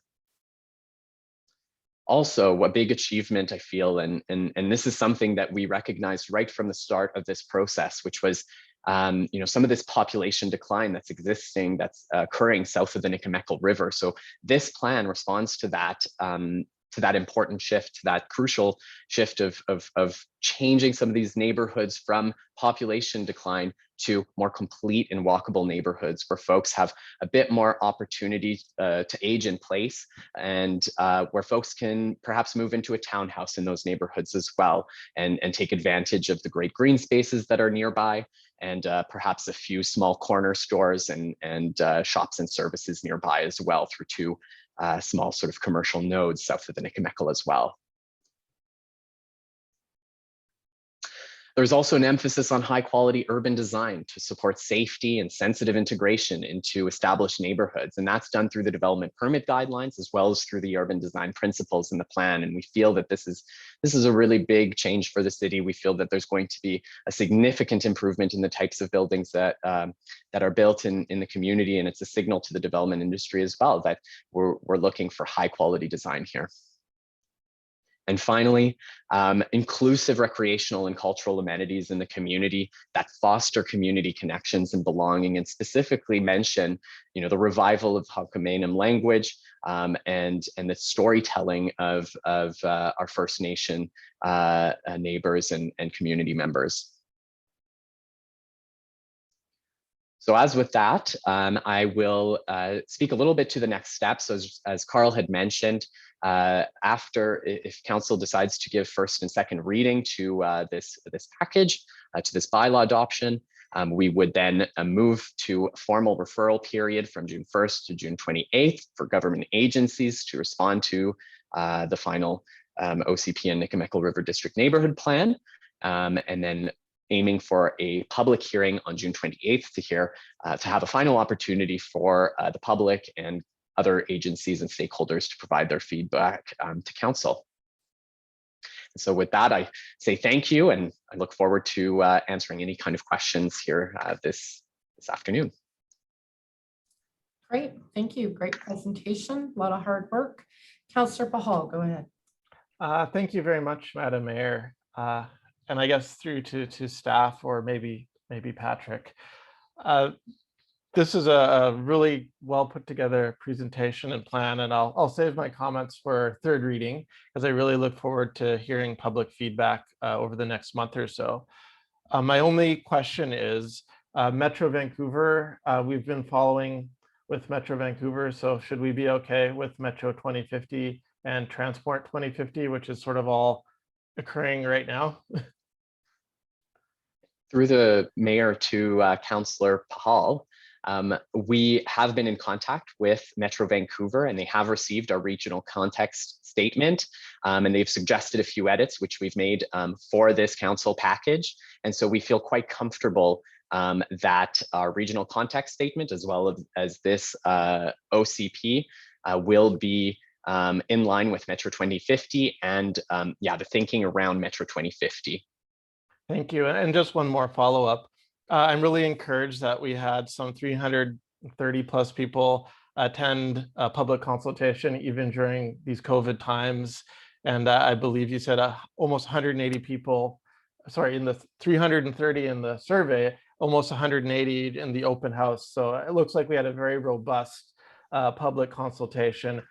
How will we be advertising the public hearing for the 28th? Because I believe that would be the last opportunity for folks to provide their comments before council considers this. Through the mayor to Councillor Pahal, any bylaw adoption process has to be advertised in the newspaper. So there will be multiple advertisements in the Langley newspaper notifying the public about the public hearing. And we can also look at the stakeholder list, which we've built over the course of the process, and perhaps also send an email out to an email blast out to those communities or those stakeholders and the public that signed up for information updates on the process to ensure that they're aware of that public hearing as well. Thank you very much. Thank you, Madam Mayor. Thank you, Councillor Albrecht. I think Carl had his hand up. He may want some further clarification before I ask my question. Sorry, I didn't see that. Carl, go ahead, Mr. Johansson. Okay, thank you, Madam Mayor. Just following up on Patrick's response. Yeah, we're going to be putting additional ad in the paper over and above what our typical public hearing notification process is. And we're going to be posting these documents, a council package online, and also using our social media channels and our city newsletter to get the word out so that people have the opportunity, like I said in my opening, to take advantage of the additional time before the public hearing to take a look at the documents and provide their feedback. Great, thank you. Councillor Albrecht, go ahead. Yeah, thank you. Patrick, I just want to say outstanding presentation. Make sure you give my appreciation to your team. I think you folks have done a fabulous job.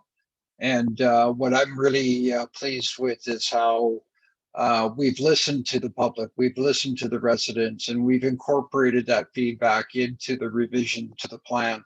And I really appreciate that that active listening and the action that has come out of it in most cases. I think we've got a great document to work with and look forward to.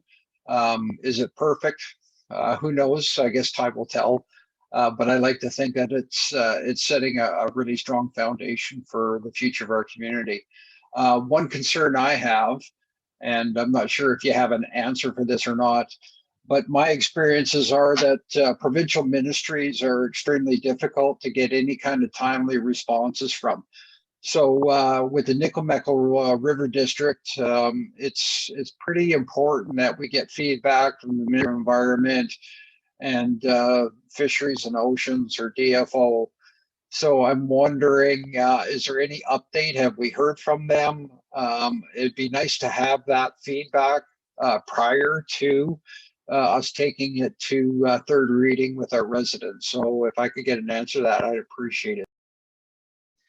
Through the mayor to Councillor Albrecht, we have been in contact with some of these government agencies, and specifically in relation with DFO, what we've heard is they will not comment on specific plans. They will only comment on specific projects that are ready to that are being proposed, and so they wouldn't send us comments specifically on the Nikamekel River District Neighborhood Plan.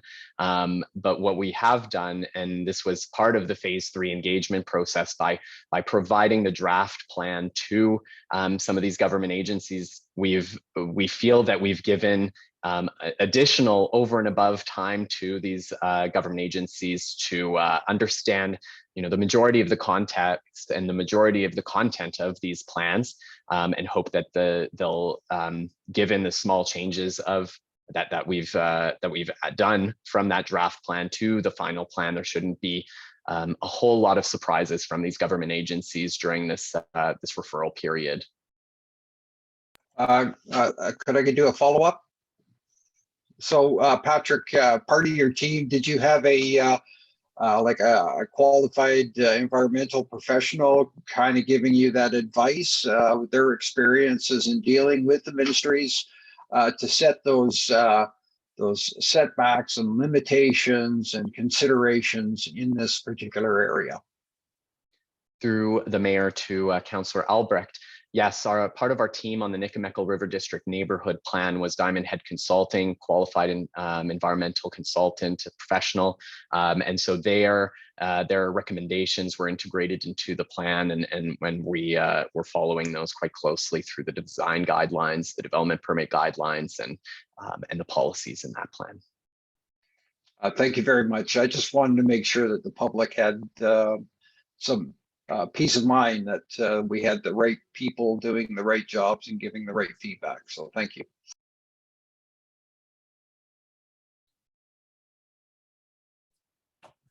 Great, thank you. Okay, any other questions? Don't see any other hands. Okay, great. Thank you very much. So the motion is that council receive the report of the Director of Development Services dated May 26, 2021 for information. Mover and a seconder, Councillor Stradbrim, Councillor Wallace. Any further discussion before we let Patrick? I think we're letting you go, right, Patrick?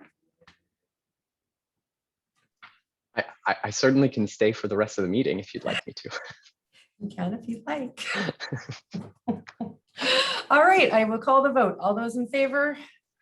Any opposed? And that carries. Wonderful. Thank you so much. All right, on to bylaw 3200, official community plan bylaw, first and second reading of a bylaw to adopt an official community plan, that the bylaw cited as the official community plan bylaw 2021 number 3200 be read a first and second time. Councillor Hall, Councillor Wallace, any discussion? See none, call the vote. All those in favor? Any opposed? That carries. Okay, number 2, OCP bylaw number 3200, public consultation and adoption requirements. And I believe, Mr. Johansson, you have some more comments to make. Thank you, Madam Mayor. I'll be brief. This report recommends referring bylaw 3200 to 15 external agencies for review and comment prior to the June 28th public hearing. The previous draft plans that we consulted on in January and February of this year were, as Patrick said, referred to these agencies in late January of this year. And they've also been consulted with throughout the process and the workshops.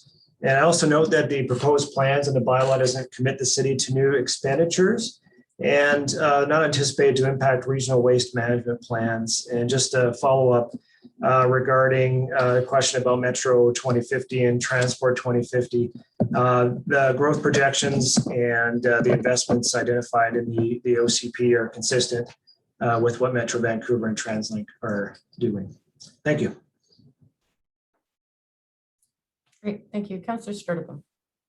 Thank you very much, Madam Mayor, and thank you, Mr. Johansson, for your report. I think that this is very creative thinking at a time when we really need to be thinking outside of the box. My compliments to those who brought it forward for our consideration. My only concern is that it does not take away from our longstanding businesses in the downtown core. I just don't want a food truck in front of a restaurant, because the restaurant has been our longtime friend and the food truck is just our new friend. So that is my only concern. Other than that, I really like the idea of the food trucks. And I think it has proven to be successful when we have had the food truck festival in the parks in the past. So thank you again. And if staff comments around protecting our existing businesses, I'd appreciate hearing that. Thank you. Are we talking about the point of order? Are we talking about the food trucks, Madam Mayor? Thank you. I was trying to OCP? find my unmute button and it was, anyway, yes. Sorry, Councillor Stordeboom, we're on number 2, public consultation and adoption requirements. We're not on to the food truck yet. Oh, excuse me. I'd moved forward. I'd gone to 7A, proposed food truck. Well, we can save my comments for later. I will save it right up here. So when we get to them, we know exactly what you said. So that's why I didn't want to cut you off. Yeah, well, then I will say my compliments to Mr. Johansson and the team for all the hard work on the official community plan. Please excuse me for being out of order. It's all good. Thank you. And thank you, Councillor Pahal. I keep clicking on my mute and unmute button. I'm just having a really hard time with Zoom today. Okay, so I will read the motion. That council, 1, direct staff to send copies of the official community plan bylaw number 3200 to the following organizations and authorities for consultation prior to holding a public hearing on June 8th, 2021, in consideration of the requirements set out in section 475 of the Local Government Act. City of Surrey, Township of Langley, Metro Vancouver, TransLink, School District number 35, Kwantlen First Nation, Ministry of Transportation and Infrastructure, Ministry of Environment and Climate Change Strategy, Fisheries and Oceans Canada, Downtown Langley Business Association, Greater Langley Chamber of Commerce, Agricultural Land Commission, Transport Canada, NAV Canada, and Langley Regional Airport. And 2, consider official community plan bylaw number 3200 in conjunction with the 2021 to 2025 financial plan bylaw number 3151 and the regional liquid and solid waste management plans in accordance with section 4773 of the Local Government Act. I need a mover and a seconder, please. Councillor Albrecht, Councillor Stordeboom, any discussion? Okay, call the vote. All those in favor? Any opposed? Excellent. Okay, now we're moving on to administrative reports, proposed food truck pilot project, temporary food truck policy. And Mr. Johansson, again, would you like to discuss this, please? Thank you, Madam Mayor. Good afternoon, Mayor and Council, and I'll be brief. And I think every agenda item that comes next, I'll be briefer and briefer. But this responds to the delegation that came to Council on April 12th from the Cascades Casino, requesting to amend the business license regulation bylaw to allow food trucks in the city. Council asked for staff to report back on this, and staff are coming back with a proposed temporary policy for a food truck pilot project.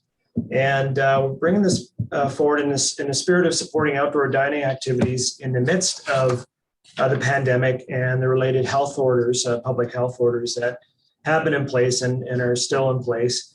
And this proposed food truck pilot project reflects a somewhat cautious approach that seeks to limit competition with local restaurants that have been impacted by the pandemic.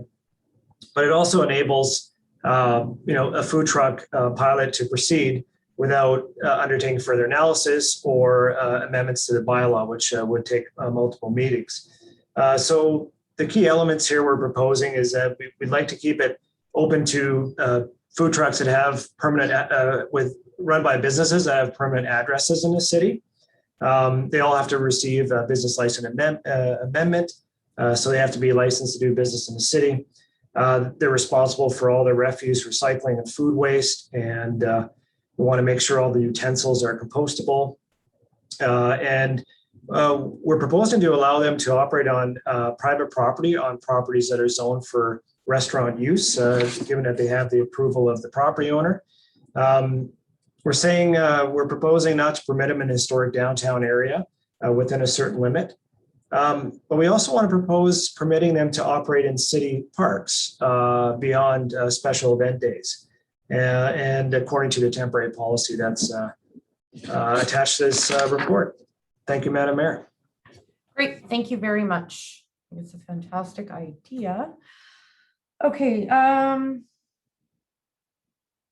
the motion is that council approve temporary food truck policy CO-77. I need a mover and a seconder. So Councillor Bahal, Councillor Storteboom, any comments or questions or discussion, or Councillor Albrecht, go ahead. Yes, thank you. And thank you, staff, for bringing this forward. I think this is a great initiative and I'm really looking forward to it. Excuse me. Similar to my comments earlier, I assume that staff will be tracking time spent as well as, let's say, problematic operators so that we can do an assessment of applications moving forward if this is successful and we want to implement on a regular basis so that, like I say, we can have a conversation with them if they want to continue doing business in the community.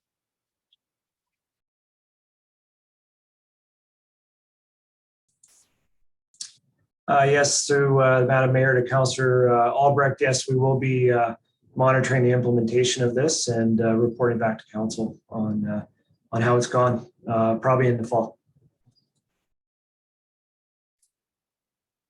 Excellent. And there's no timeline on that, is there? What was the? Yes, Madam Mayor, we haven't put a timeline on it per se, but the intent is that once the summer season, food truck season winds down, that we would take a look at how things went and come back with a brief report for council. Okay, great. Thank you. All right. Any other questions or discussion on this? Call the vote. All those in favor? And that carries. Wonderful. Administrative reports. Number B, request for waiver for community and many contributions for new Birch building, which is the Langley Lions. And I believe Mr. Johansson, you were up again, please. Yes, thank you, Madam Mayor. Good afternoon once again, Mayor and Council.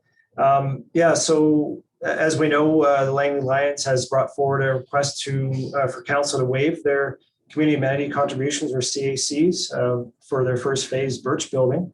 As the city does not have a policy mechanism for considering this kind of request, the report we brought forward provides some background regarding the waiver of amenity contributions for affordable housing based on examples that we've seen in other local governments in the Lower Mainland and the region.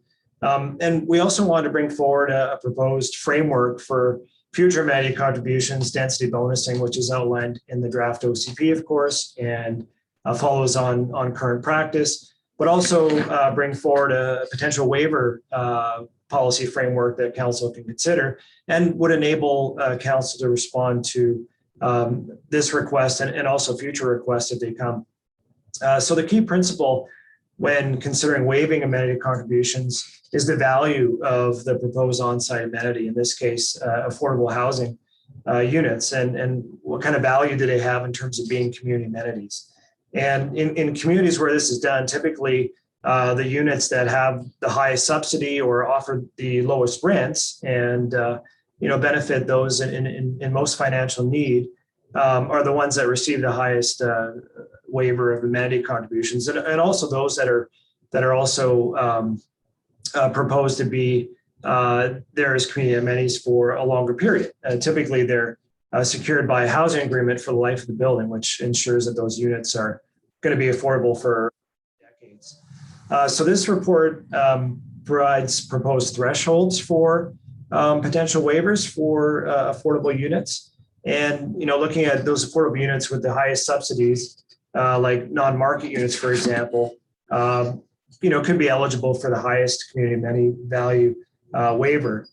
And at the same time, also recognizing that as the city is densifying and growing, there is going to be some impact on community amenities from new residents. So we're trying to bring forward a balanced approach for council to consider, but of course, With a council policy, it gives council the ability to look at requests as they come forward on a case-by-case basis and make decisions based on the framework before them.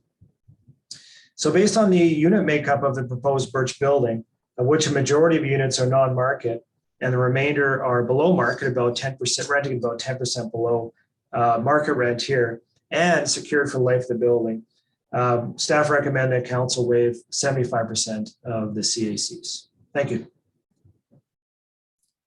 Great, thank you very much. All right, the motion is that council waives 75% of the community amenity contributions for the new Birch building on the Langley Lions housing redevelopment site. I need a mover and a seconder, please. Councillor Albrecht, Councillor Bahal, any discussion on that? Councillor Storteboom. Thank you, Madam Mayor, and thank you, Mrs. Johansson, for your report. Trusting I'm on the right page at the right time here, but I appreciate the initiative associated with the Langley Lions Housing Society and the replacement of the Birch building. I'm willing to support the resolution as is on the table right now, but I am concerned that the Langley Lions Housing Society doesn't feel that this is a precedent-setting resolution by which all other new development on that site will be measured. In essence, I'm just saying that I want it to be clear to the Langley Lions Housing Society that this in no way hamstrings future councils for having to make this same decision, that this is specific to the Birch building at this time. Thank you very much, Madam Mayor. Thank you, Councillor Albrecht. Yes, thank you. And thank you, Mr. Johansson, for this report. I'm looking forward to some continued conversations about the potential for waiving future fees if applicable and setting those parameters. In this case, I'm supportive of the 75% as recommended by staff. I think it's really important for council to be a partner in developing the kind of housing needs and meeting those needs for our community in these circumstances, and especially for the type of rental units that this will be providing our community, which is very sorely needed. So I'm very supportive of this, and thank you for bringing it forward. Yeah, thank you, Councillor Albrecht. I agree 100%. This is something that our community definitely needs, and it's the first step in this next continuum, right? To progress over the years. So great. Mr. Johansson, did you have anything else to add? Or excellent. Well, thank you for that. And I don't see anyone else, so I'll call the vote. All those in favor? And that carries. I think this is going to be a great thing to get started in our community. A lot of people want to see it get built. So, okay, funding request for streetscape container waste audit that city streetscape container waste audit be completed at a budget of $14,000. And 2, that funding for the city streetscape container waste audit be allocated from the enterprise fund. I need to move around a second there. Councillor Paul, Councillor Storteboom, any discussion on this? Seeing none, call the vote. All those in favor? And that carries. Wonderful. Okay, on to new and unfinished business. Motions and notices of motions. First up is the 988 suicide and crisis line brought forward by me, Mayor Val Vandenbroek. Whereas the federal government has passed a motion to adopt 988, a national 3-digit suicide and crisis hotline. And whereas the ongoing COVID-19 pandemic has increased the demand for suicide prevention services by 200%. And whereas existing suicide prevention hotlines require the user number to remember a 10-digit number and go through directories or be placed on hold. And whereas in 2022, the United States will have in place a national 988 crisis hotline. And whereas the Council of the City of Langley recognizes that it is a significant and important initiative to ensure critical barriers are removed to those in a crisis and seeking help. Now, therefore, it be resolved that the Council of the City of Langley endorses this 988 crisis line initiative and that staff be directed to send a letter indicating such support to local MP, MPP, Federal Minister of Health, the CRTC, and local area municipalities to indicate our support. I need a mover and a seconder, please. Councillor Pahal, Councillor Wallace, any discussion on that? Yes, please. Oh, sorry, Councillor Pahal and then Councillor Sturdivant. Thank you, Madam Mayor. And could I propose an amendment that we replace MPP with MLA? Yes, you may. I think that can be a friendly amendment, correct, Ms. Kenny? That's correct, Madam Mayor. Yes. Councillor Sturdivant, go ahead. Thank you, Madam Mayor, and thank you for the initiative. I really appreciate the resolution. I think that it's especially important. I think there's a lot of people that are experiencing some mental challenges right now, some trauma associated with what we've been going through. I am curious, though, to know about administration associated with this, because there's kind of a patchwork of crisis hotlines all across the country. And so I have to wonder, are those crisis hotlines now expected to register for this federal program, and then they would automatically receive calls in keeping with their hours of operation and availability? Are you familiar with any of the administrative challenges associated with this? I guess it would be like 911, but we're kind of starting at the beginning with this, aren't we? Yeah, and it's going to be a federal government rollout. So they haven't really announced very much, just that they will be adopting a national 3-digit. So it's in the works of being created. So we'll see what they come up with. Yeah. Okay, well, I think it's a great initiative. Thank you for bringing it to us, and I'll support it. Thank you very much. Thank you. Councillor Wallace.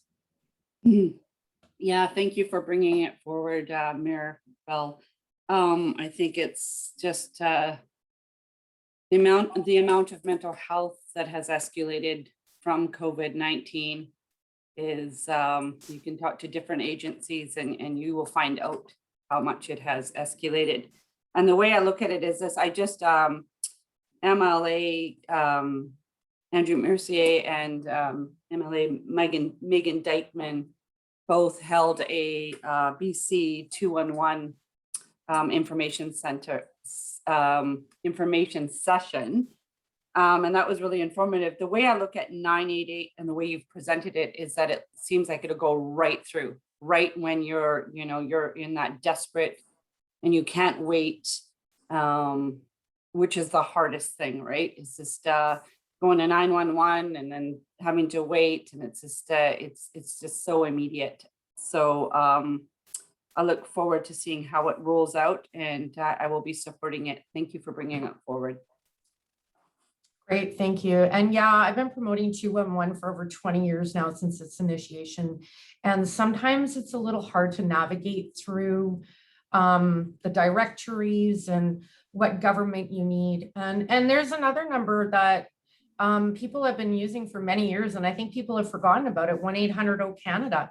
If you need anything federal, that's all you got to call, and a lot of people still don't know about it. So I'm glad they were promoting the 211, because it's very important, just like the 811 and the 911. And yeah, 200% increase so far. And I don't even think those are the proper numbers. I think it's much, much higher than that. So thanks, everyone. All right, any further discussion? We'll call the vote. All those in favor? Any opposed? That carries. Okay, on to Councillor Stordeboom's motion. ICANN City's appeal to abolish nuclear weapons. And I believe, Mr. Stordeboom, you'd like to present this motion. Please go ahead. Yes, thank you, Madam Mayor. And Council has the preamble kindly prepared by our Ms. Kenny. I will read the resolution as it's being brought to as it's proposed to being brought to the floor at the UBCM.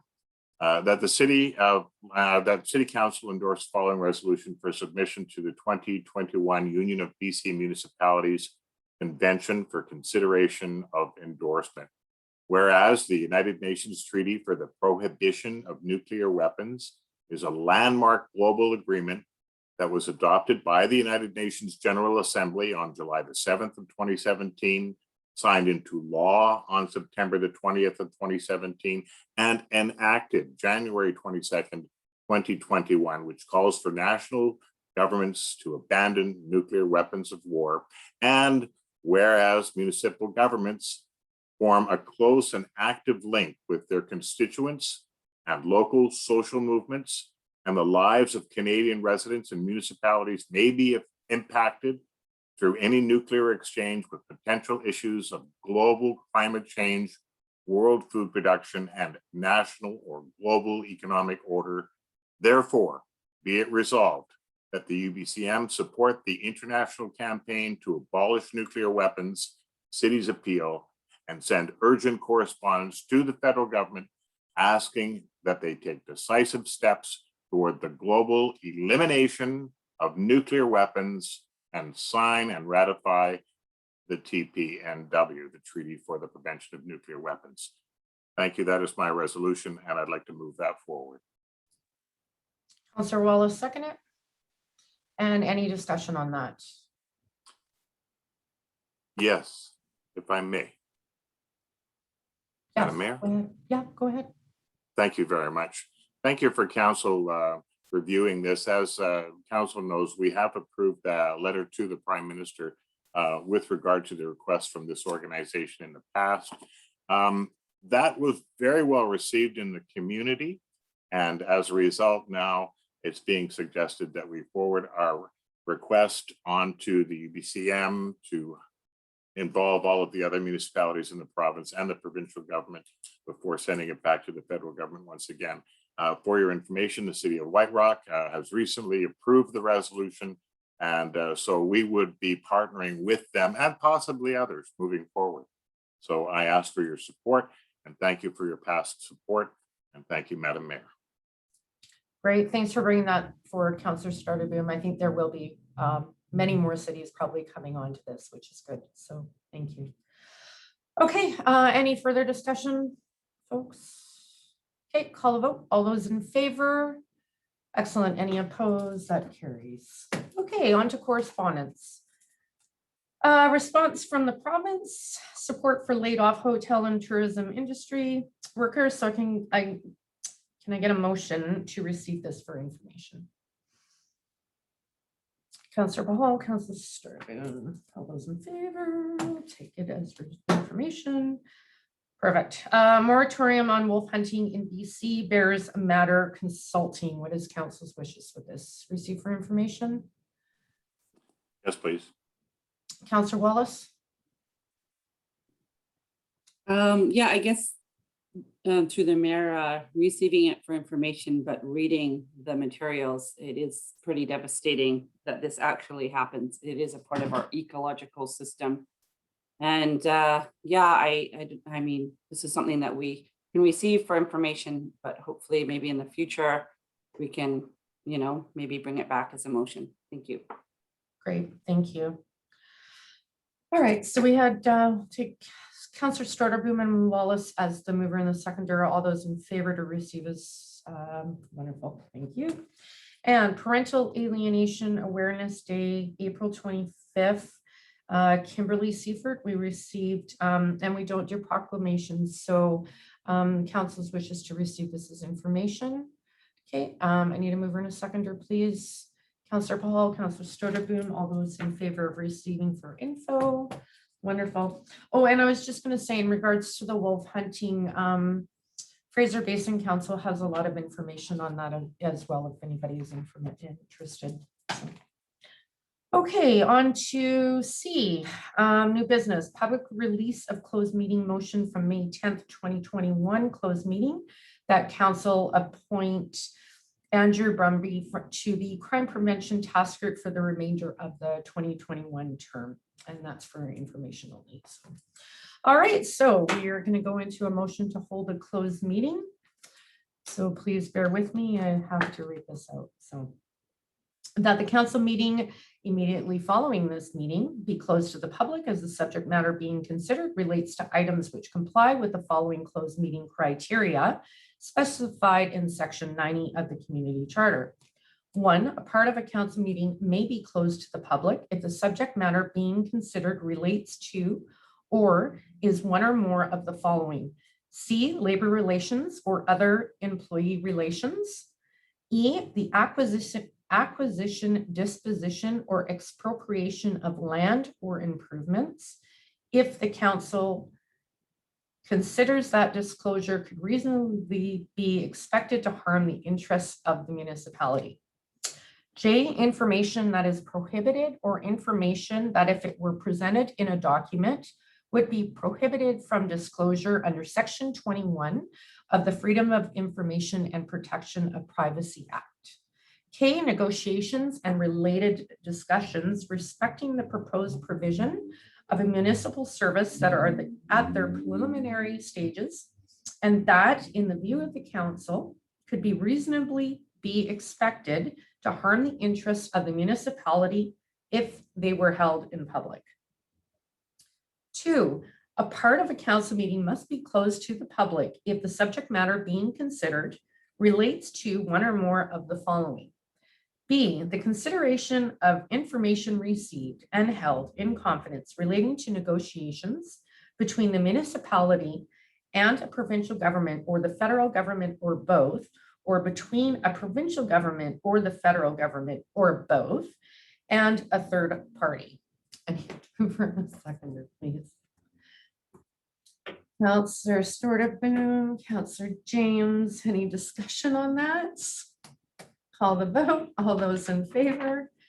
Carries. And motion that the meeting adjourn. I need a mover and a seconder. Councillor Stewart-Boone, Councillor Wallace. All those in favor? Thank you.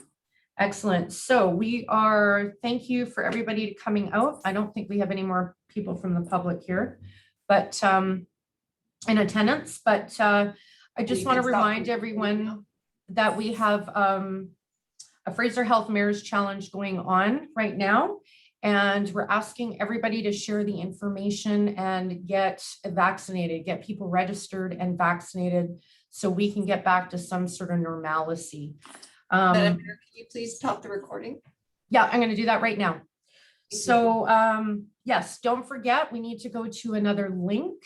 So thank you for everybody for coming out.